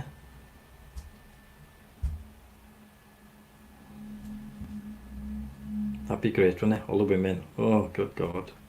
No wonder you got a nice little apartment by yourself. I can imagine what's happening there. Oof. I had an apartment next door to a nightclub years ago, near Swansea, the city, and it wore me out.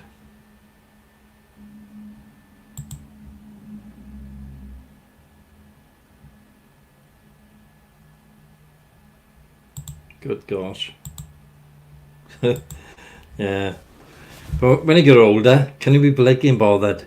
You know?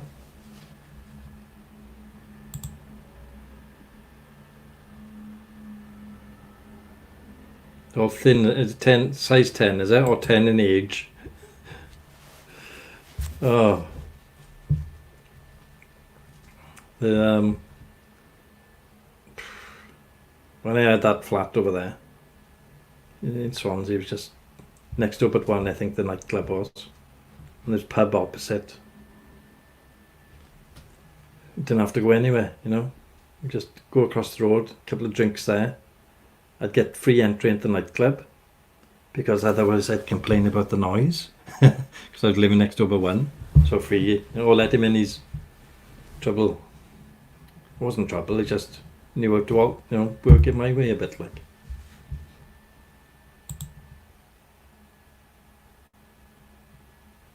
Yeah, I'm 57. Funny how the logarithm has maxed the ages up as well. 57. Don't feel 57 though. Some mornings, and then when you get up, feel, oh God, achy. But keep active. I got a daughter, 11-year-old daughter. You know, got to keep on going, haven't you?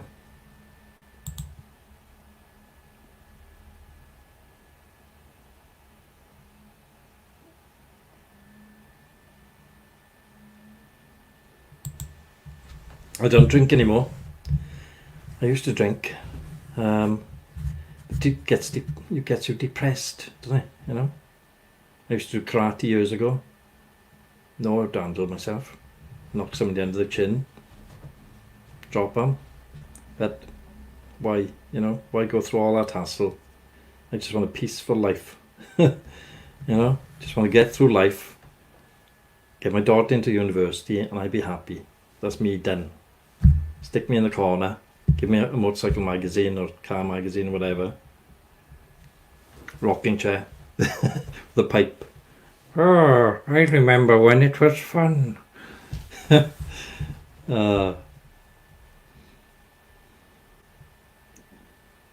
been thrown out loads of pubs, so not for fighting, but for arguing, you know. That was in the past, 10 years ago. Yeah, it does.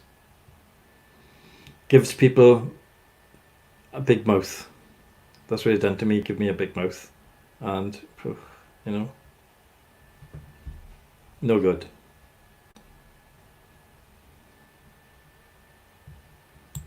Pipe and slippers.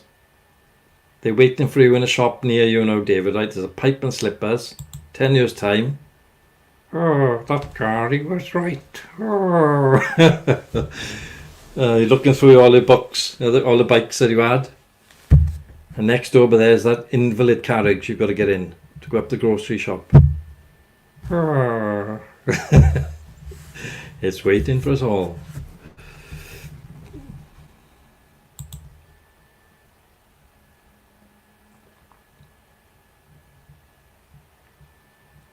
Yeah, I think cannabis is a big thing everywhere, you know. But I haven't been out. I haven't been to a pub for. I've only been for a meal. That's all. I didn't have anything to drink. I don't see. It's a sociable thing, you know, to go out to have a drink, whatever. But guaranteed, if I went to the local pub up here, there's a pub. If it was open, and I went in there for a drink, they'd be still talking about what they were talking 10 years ago. I could just join in with the conversation yet again. Still talking about the same old crap. What's the point?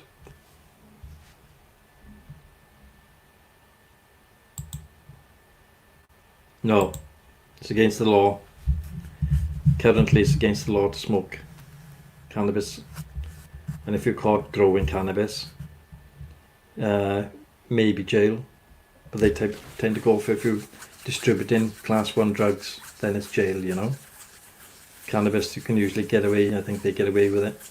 There was a house not far from here. Some Greek people moved in there, or Turkish. All the curtains were closed. But when you're walking past, you could smell something, you know. All the windows were shut, but you could still smell something. And somebody went next door and rented the house next door, and the smell was coming through the walls. It was so strong. Well, the police raided it, found 240 plants in there. Seeing the house was being rented. Terrible. Stunk. Funny enough, I was outside the house, my house, and this house was across the road from me. And the police were there, they raided the house, and they got all the stuff out. And the person that was renting it was walking past my house. And he had a terrible face, you know, like that face, because all his assets had been ripped out of that house and chucked. They've just burned all the cannabis and get rid of the equipment. But I felt like going to the police and saying, look, he's the guy by there. But he was having his comeuppance. Fate had finally caught up with him. So yeah, it's not legal. Is it legal there?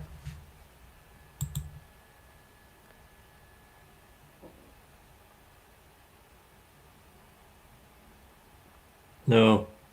Oh yeah. So in Canada, you can smoke it walking up and down the street, can you? Smoking cannabis.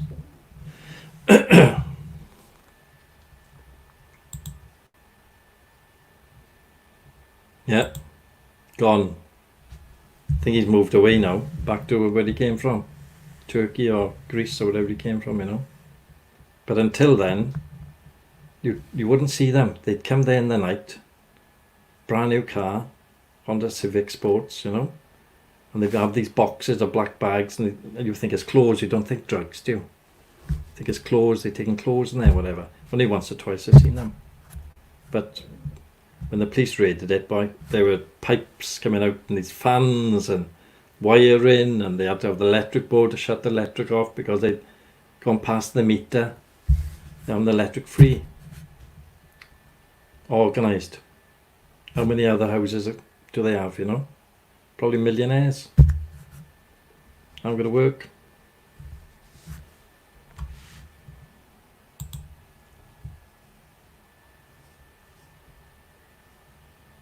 It's mad, isn't it?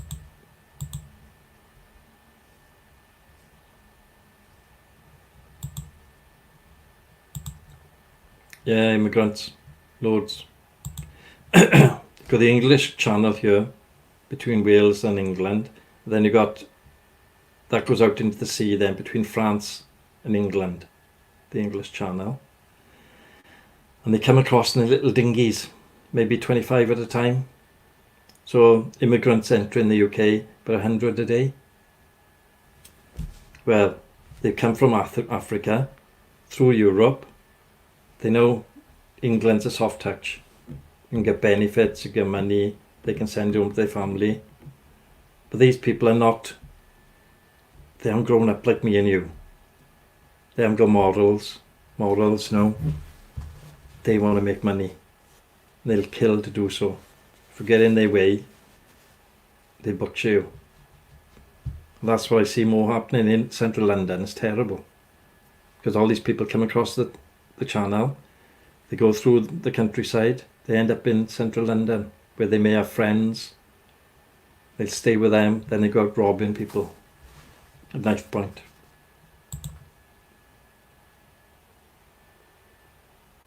Yeah, of course you can. Port Talbot, South Wales. I'll type it out for you now.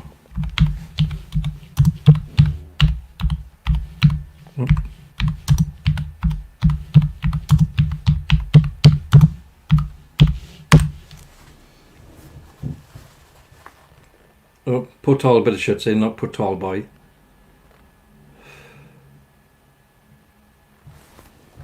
Or Neath Talbot.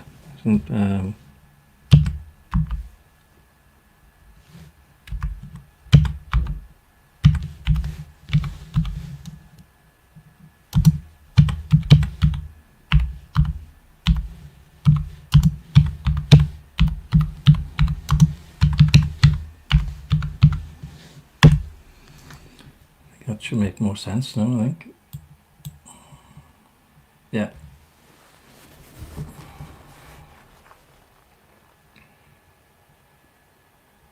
Yeah.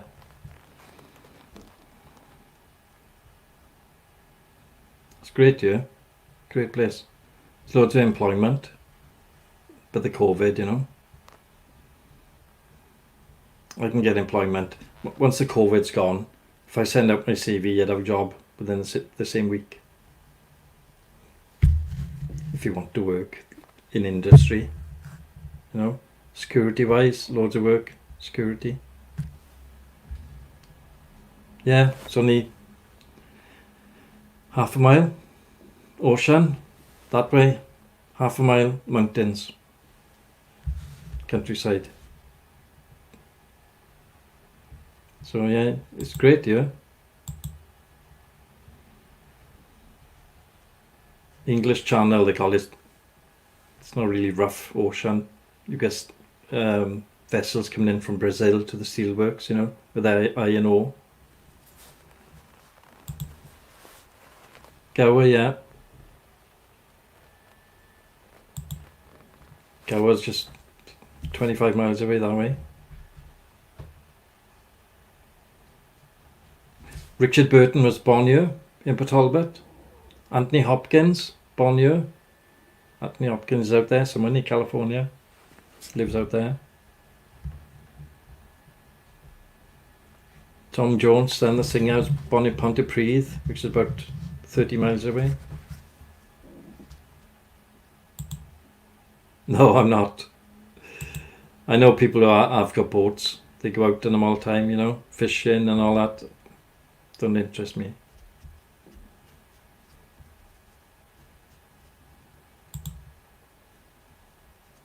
Yeah, all from around here. This Anthony Hopkins used to live in a house about 200 yards away. He was born in a place called Taibach, which is about a mile away. Richard Burton then was born up the valleys in a place called Pontrhydyfen, which is that little Welsh community, and that's about 2 miles away. So yeah.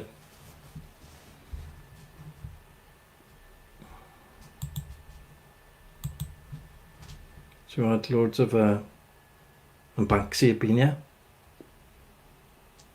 I invited Banksy to Port Talbot. I sent him an Instagram message saying could he do something on the steelworks, you know, about the pollution. And he came here and he done a painting. Now I know him because he's been in contact with me and we have a chat once a month or so.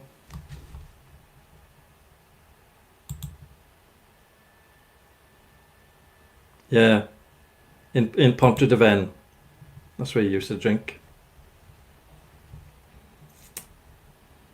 Up in the valley there, you know. What I'll do once the COVID is off, I'll do some videos over the local area, right? I'll do one of up the valleys where Richard Burton used to live, so you can have a look.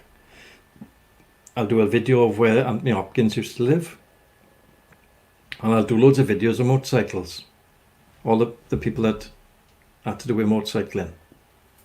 You know, you have sort of a boot sale type of thing where all motorcyclists gather.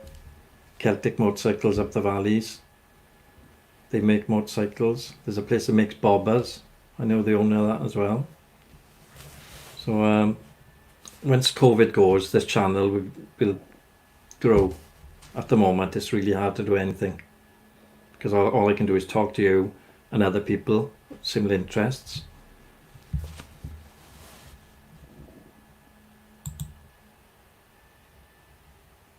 There we are. It's just like, I got these interests, right? I got my GoPro on it, you know, ready to go out, doing the stuff, right? Got my GoPro. I know how to edit all the video stuff. I know how to do the streaming. I've got a live streaming software called vMix. All I gotta do is upgrade the computer, but I can't get out to the shops to do it yet. I got to get a twin processors graphics card to handle the video, you know, because I want to expand and then start selling adverts on here then. That's the route to self-employment, and that's what I'd like to do. So yeah, brilliant little camera, brilliant, but has its limitations. This one's a Hero Black 5. The microphone is terrible on it, rubbish. So I may keep this one, but I'll get the Hero 8, which has got a good microphone, you know, omnidirectional. This one's crap, to be honest with you. But smartphone, innit? This is a Motorola. It's brilliant. You can charge it up to full in 30 minutes. So I might use this for videoing. All this stuff, you know, that we got to hand. Didn't have it 10 years ago, do we? SD cameras then, weren't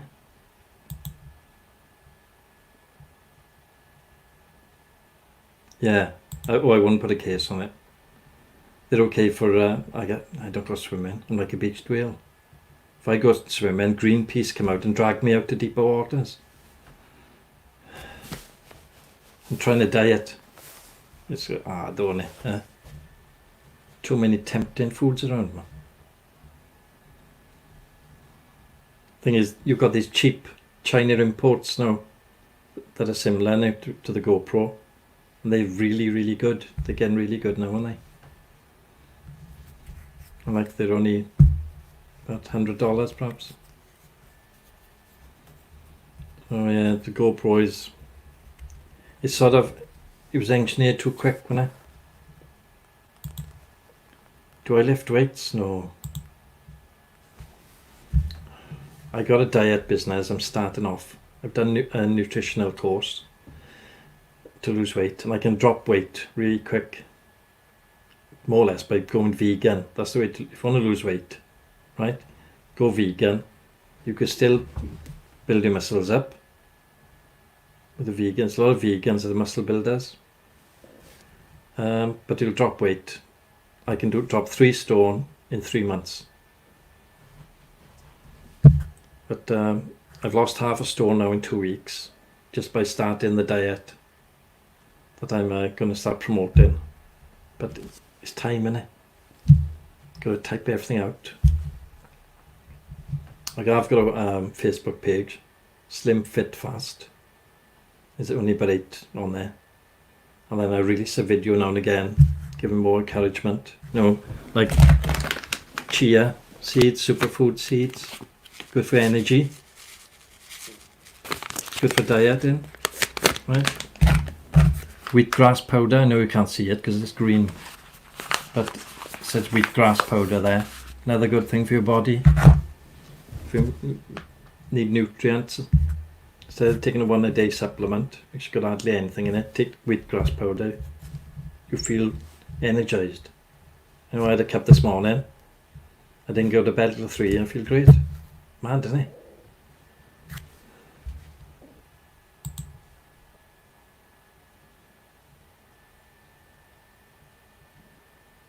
Yeah, but what are you eating? That's the thing.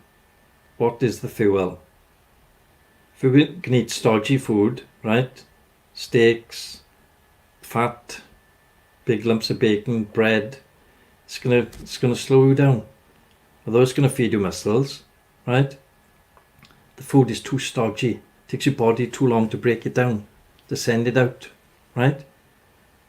Try a bit of going a bit vegetarian. Try vegan. Have a look on YouTube. High vegan protein meals. Avocado, stuff like that. You'd be surprised, honestly. It's the burgers. The carbohydrates, right? Killing you. It's the carbs. Thing with carbs, you feel great, right? After you've had that burger or 2 burgers, you feel great, right? Because loads of sugar in there. Oh, great, I'm excellent. But it haven't got the longevity. it burns out really quick, right? So what you've got to do is look for carbohydrates in plants, right? It takes longer for it to burn off. Pasta's better.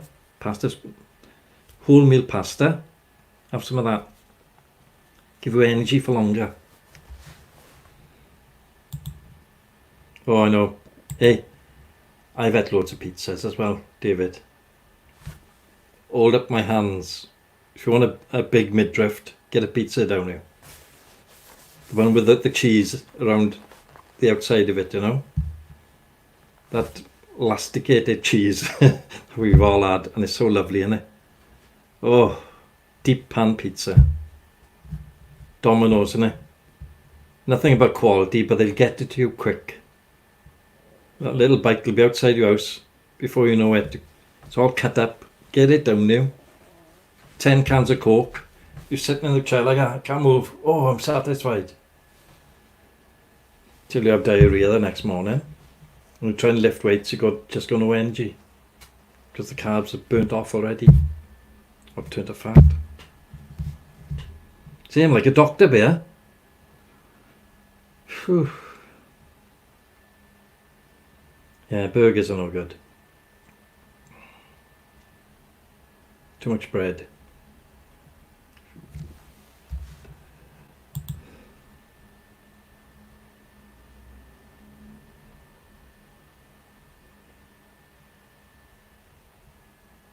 Yeah. And on the toilet then, innit? No good. And thing is, we know it's no good, right? But we still do it. Because there's like an addiction, innit? In the bread. And it's quick. Who wants to go home and steam some veg? You know? You've got to eat so much of it to get the same feeling as one Big Mac. With loads of cheese. Get that down there, Big Mac. But you don't feel satisfied. You've got to have all the chips on there after it. The salt. Top up on Coke. Then you're up to here for a bit then.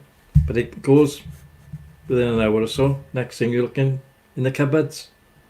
In the fridge. It's going to have a big tub of ice cream. Follow that up. Eat the old tub. Whoa, get it down there. And I have done that. Right, Ben and Jerry's, whole tub. Get it down there on top of a burger, on top of fries. I've done it all.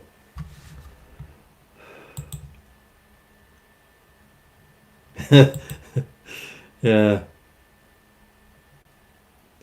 Hey, I'm gonna have a bacon toasty now. I'm starting a diet Monday. Only live once, don't we? Huh? That's the famous saying in Wales. Oh, you only live once. You know, don't starve yourself of what you enjoy. Bacon now downstairs, right? 2 minutes.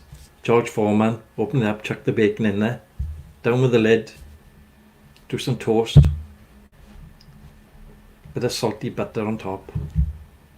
Get the bacon out. Tomatoes on top. Enjoy.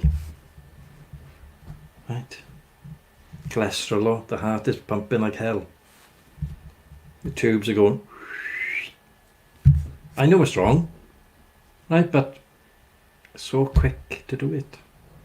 There's no McDonald's open around here. They're all shut. But I have got a load of bacon. Now that we're talking about food, it's funny, right? If I have a look at any of the shows that I've done, it starts off pretty well, but we always end up eating some crap, you know? Have you got a George Foreman? Tomato sandwich, yeah. But you've got big tomatoes out there, no big beef. Our tomatoes are little things like that. It's not. You've got to put a bit of salt and pepper on them to give them flavour. And if you go to McDonald's, they cut the tomato so thin, you've got to have tomato sauce in it to make the tomato taste of tomato. Yeah. Bonkers, man. McDonald's, oh.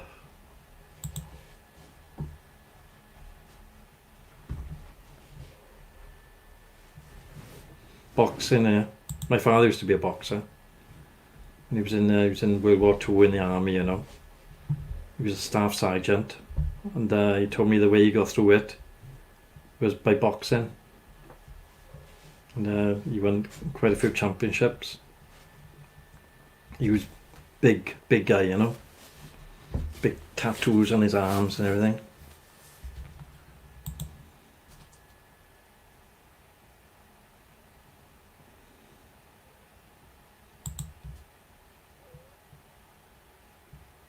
He was strict. That's why I wear a tie, because I brought up to wear a tie, you know. And my father had the army sort of drilled into him. He left in 45 or whatever, it was 46. Then I was born in 63.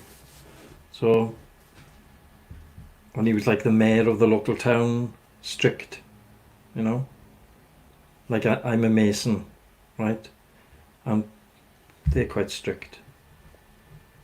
Bit weird, but quite strict. I like it's a good bit of fun. I don't take it serious.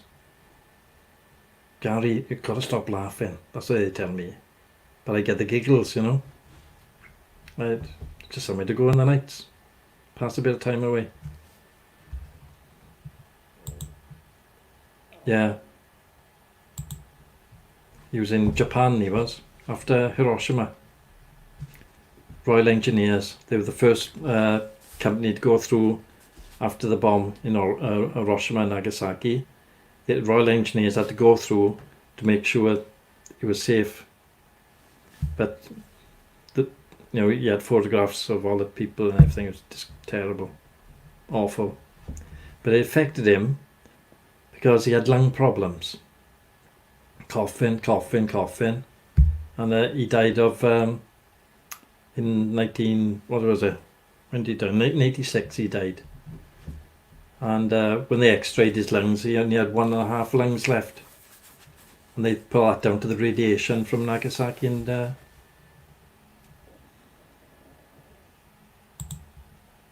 yeah, it looks like that way, but too late to prove he's cremated now, gone, you know, not going to get anything. But yeah, he must have been radiated. Didn't smoke. Come back, starting working in there was steelworks that was being built in Port Talbot. They built that up, you know. He was always a fit person, going to the gym, running, all that, but he started a little cough, little tickly cough, you know. And it got worse and worse and worse. By 1986 he couldn't breathe.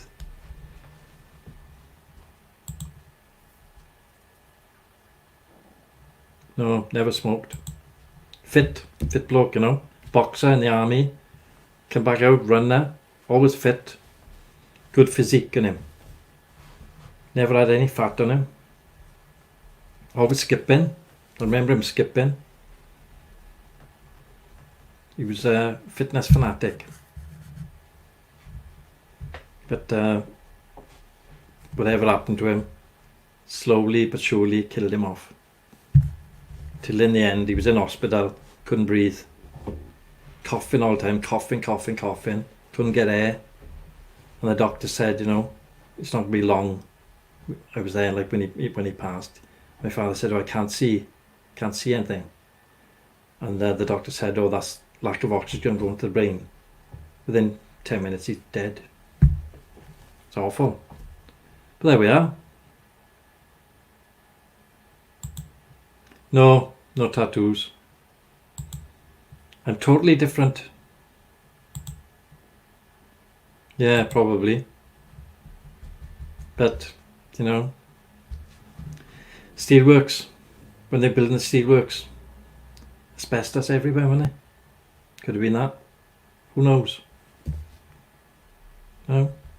When they put in the steelworks together for fire retardant, they'd be using asbestos, white asbestos, brown asbestos, wrapping stuff up in this new fireproof product. Everybody's using it, aren't they? Fireproof everything. Let's put it in the schools. Stops fires, see, the stuff can't catch fire. What they didn't realise was all the barbs who were breathing would go down. And if they smoked, it's even worse. You know, my father didn't smoke, but if somebody smoked around asbestos, they'd be dragging it into their lungs and taking the dust down with them. Yeah, probably. But when he died, on his death certificate, lung thrombosis or something or other. But it could well have been cancer of the lungs. So they just, yeah, terrible, isn't it? Like, I've always worked with health and safety. I worked for the Ministry of Defence, worked for the RAF, supervisor. That's how I started off. First off, when I left school, I was a heating engineer. I think I was sick and tired of doing house radiators and stuff, it gets boring. So I left that and went in contracting then for a company called Press Construction. We used to do oil refineries and stuff like that. Great. Money, excellent. You do like asbestos courses, asbestos awareness courses, isn't it? And then they say, do you want to do this NEBOSH health and safety course? Yes, I said. So I'd done that. And then I'm really fond of health and safety, but when you're doing health and safety, you're the odd man out, don't you? Nobody wants to talk about it.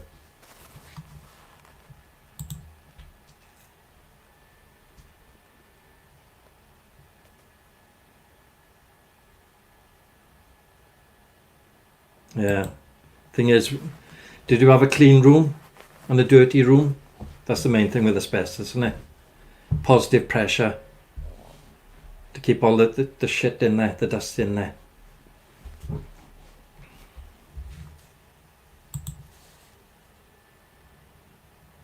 Yeah, and they're so boring.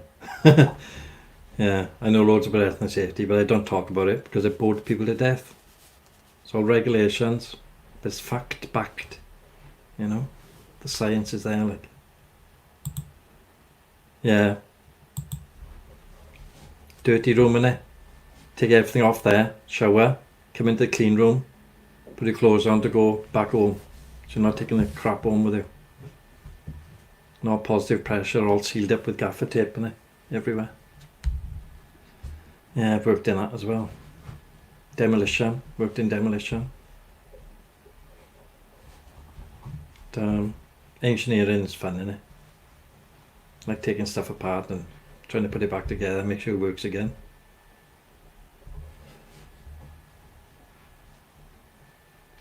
I worked on an aircraft hangar. I used to have a business looking after aircraft hangars. And aircrafts, they're booked in to fly out at a certain time, to the minute, or maybe half a minute. And this aircraft was stuck in this hangar, the doors wouldn't open. Oh. I had to try and get both doors open, and they were concertina doors, really wide, The windy with a big handle on the outside, Oh, God.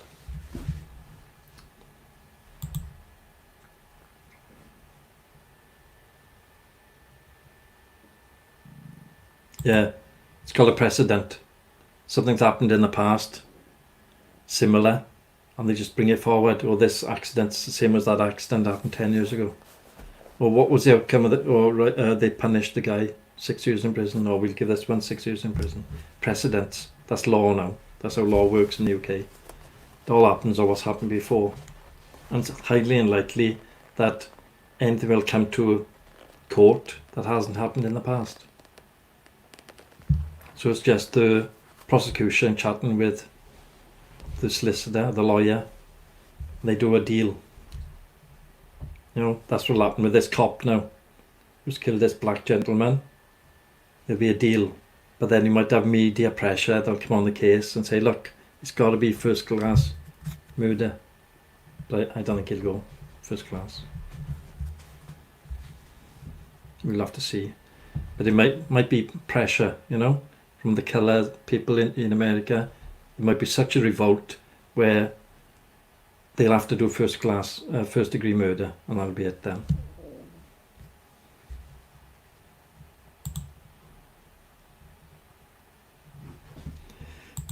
Yeah, we haven't got the death penalty here either. Just lock you up forever until you're rehabilitated. but some can't get rehabilitated, you know. They've done multiple murders, they just locked away in a mental hospital. But even if you work in a mental hospital, I've worked in a mental hospital. I had to go into a mental hospital in Liverpool, and I had to do a check on all the central heating that was there, noting down all the valves, all the pipework and all this, you know. And I was there with the warden, with a guy there, and he said, if you're going to punch the numbers are changed on the doors every day, make sure you cover, because these people are watching. They got brilliant eyesight, and they'll watch you, and they'll try to get out afterwards. They read your lips. They might be mental, they might be murderers, but they're always trying to get out. Scary. That was a scary place to work. Acid register, it was called. Do the acid register. Oh. Didn't enjoy it there. I was only there two days. That was enough. Scary place.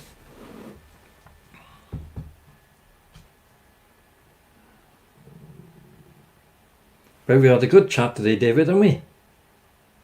Huh? What time is it there now in the morning? Must be about 3, is it?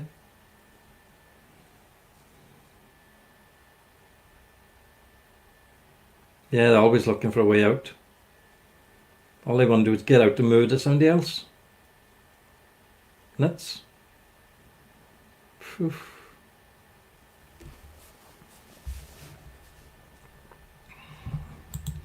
Always looking at 2:30 a.m, is it? Phew. You'll be sleeping out till... What time will you be getting up in the morning? 11 o'clock, is it? Tomorrow morning? Did I really talk to somebody from Wales, or was it a dream? You'll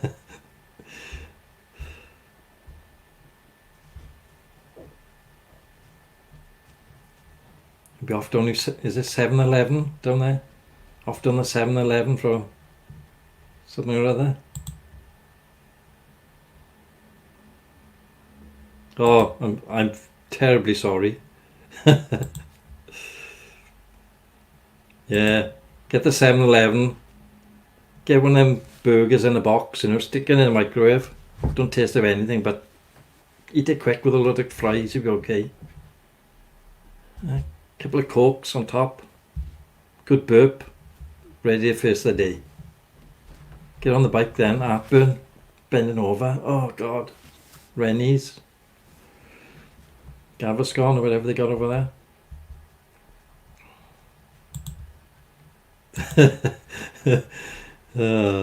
In our younger times, David, we would have been doing it, innit? Right? Just get anything inside you, quickly as possible. Get out, let's go, I'm going. Let's go down the motorcycle shops, have a look around. Have a chat with everybody, see what's up for sale. Have a test drive, perhaps. Not really entirely going to buy the bike, but let's have a test drive anyway. Now I can't be bothered.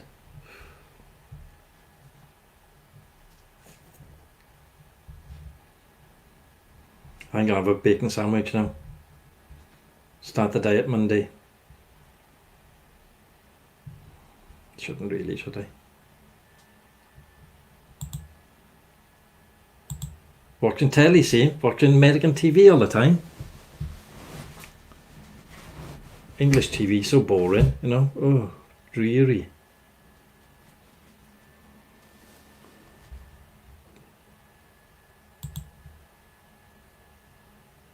Up, Anthony. This gentleman here, Anthony, is in Hollywood, in America.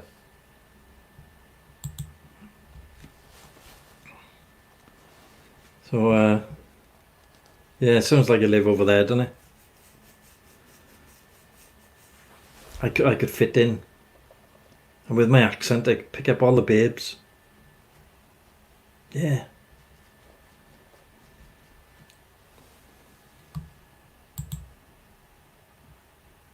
Oh, Benny Hill, yeah, it's great.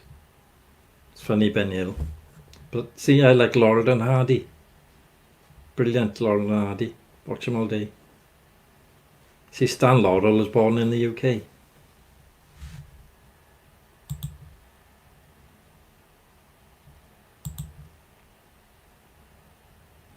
think I would. I'd catch the clap, though, see? Bound to. You know? I'd be out there 2 minutes. I'd be going to see the doctor.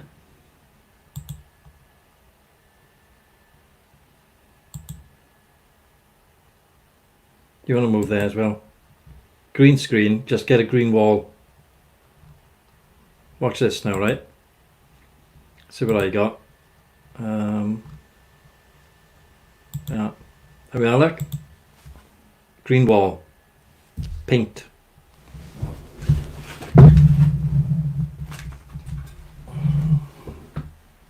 Wilco paint. Right? Slap it all over your wall. Right? Matte. It's got to be matte. So it doesn't show a sheen. Right? Slap it on. 2 big huge lights for there. Good webcam in the middle. Right? And hey presto, you can be anywhere you want in the world. Right? I can have... There we are, look. It's David's car.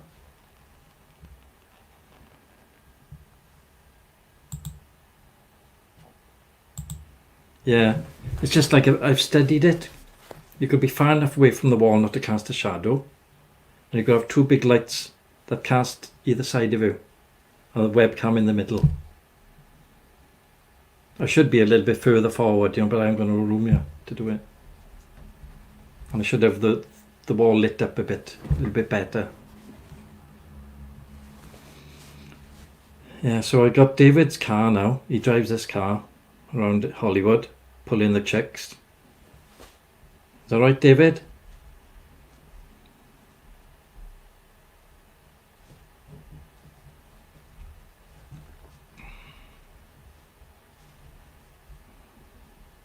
Your Bugatti Veyron. We'd all like to move to Hollywood, but how long would you last? And you know, get bored, see? You know? Once you've had about 5 or 6 chicks, right? Boring then.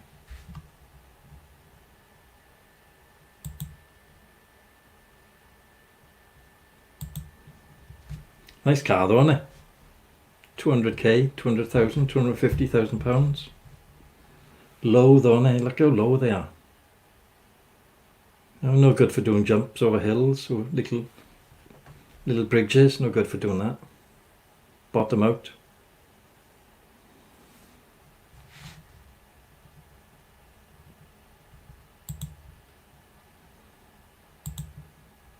Fast, yeah. Stand-up comedy. Yeah, that's good, isn't it? I could do that. Stand-up comedy. Half the Americans wouldn't get the jokes, though, see? Because we've all got sort of different tastes.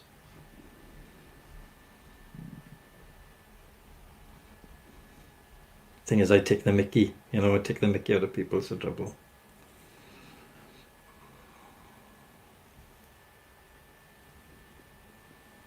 It's like the Alzheimer's. They had the official evening with all the Alzheimer's people. Nobody turned up.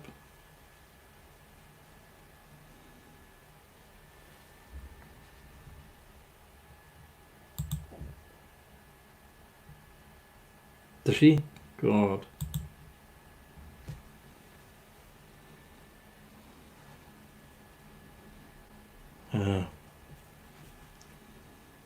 You like that one, did you?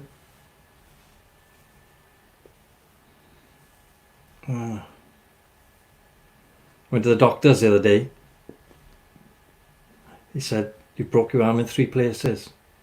I said, well, what shall I do? He said, don't go to them places again. I know. They are crap, right? But the Welsh love them. So you can tell your mates that one now.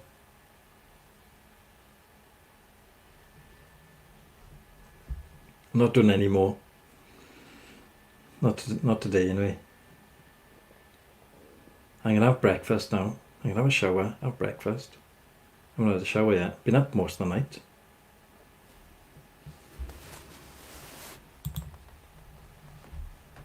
I know. Terrible. Terrible jokes. I got loads. Always telling jokes.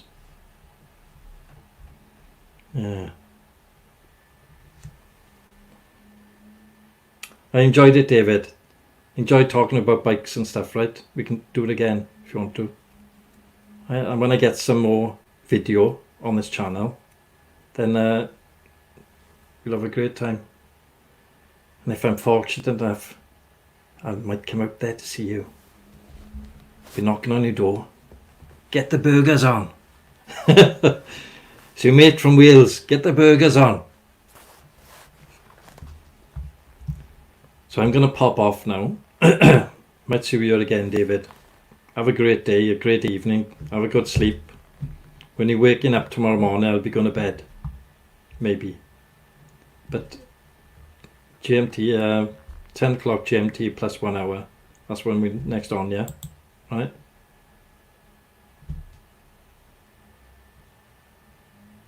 Yeah, I'll bring the fries. McCain's in the box. Chuck them in the microwave. Get the burgers down us. And we'll be off out. Anthony, I'll see you later in the week or whatever. And it's good talking to everybody. And I'll see you tonight or maybe tomorrow morning. That's it for now. Bye bye.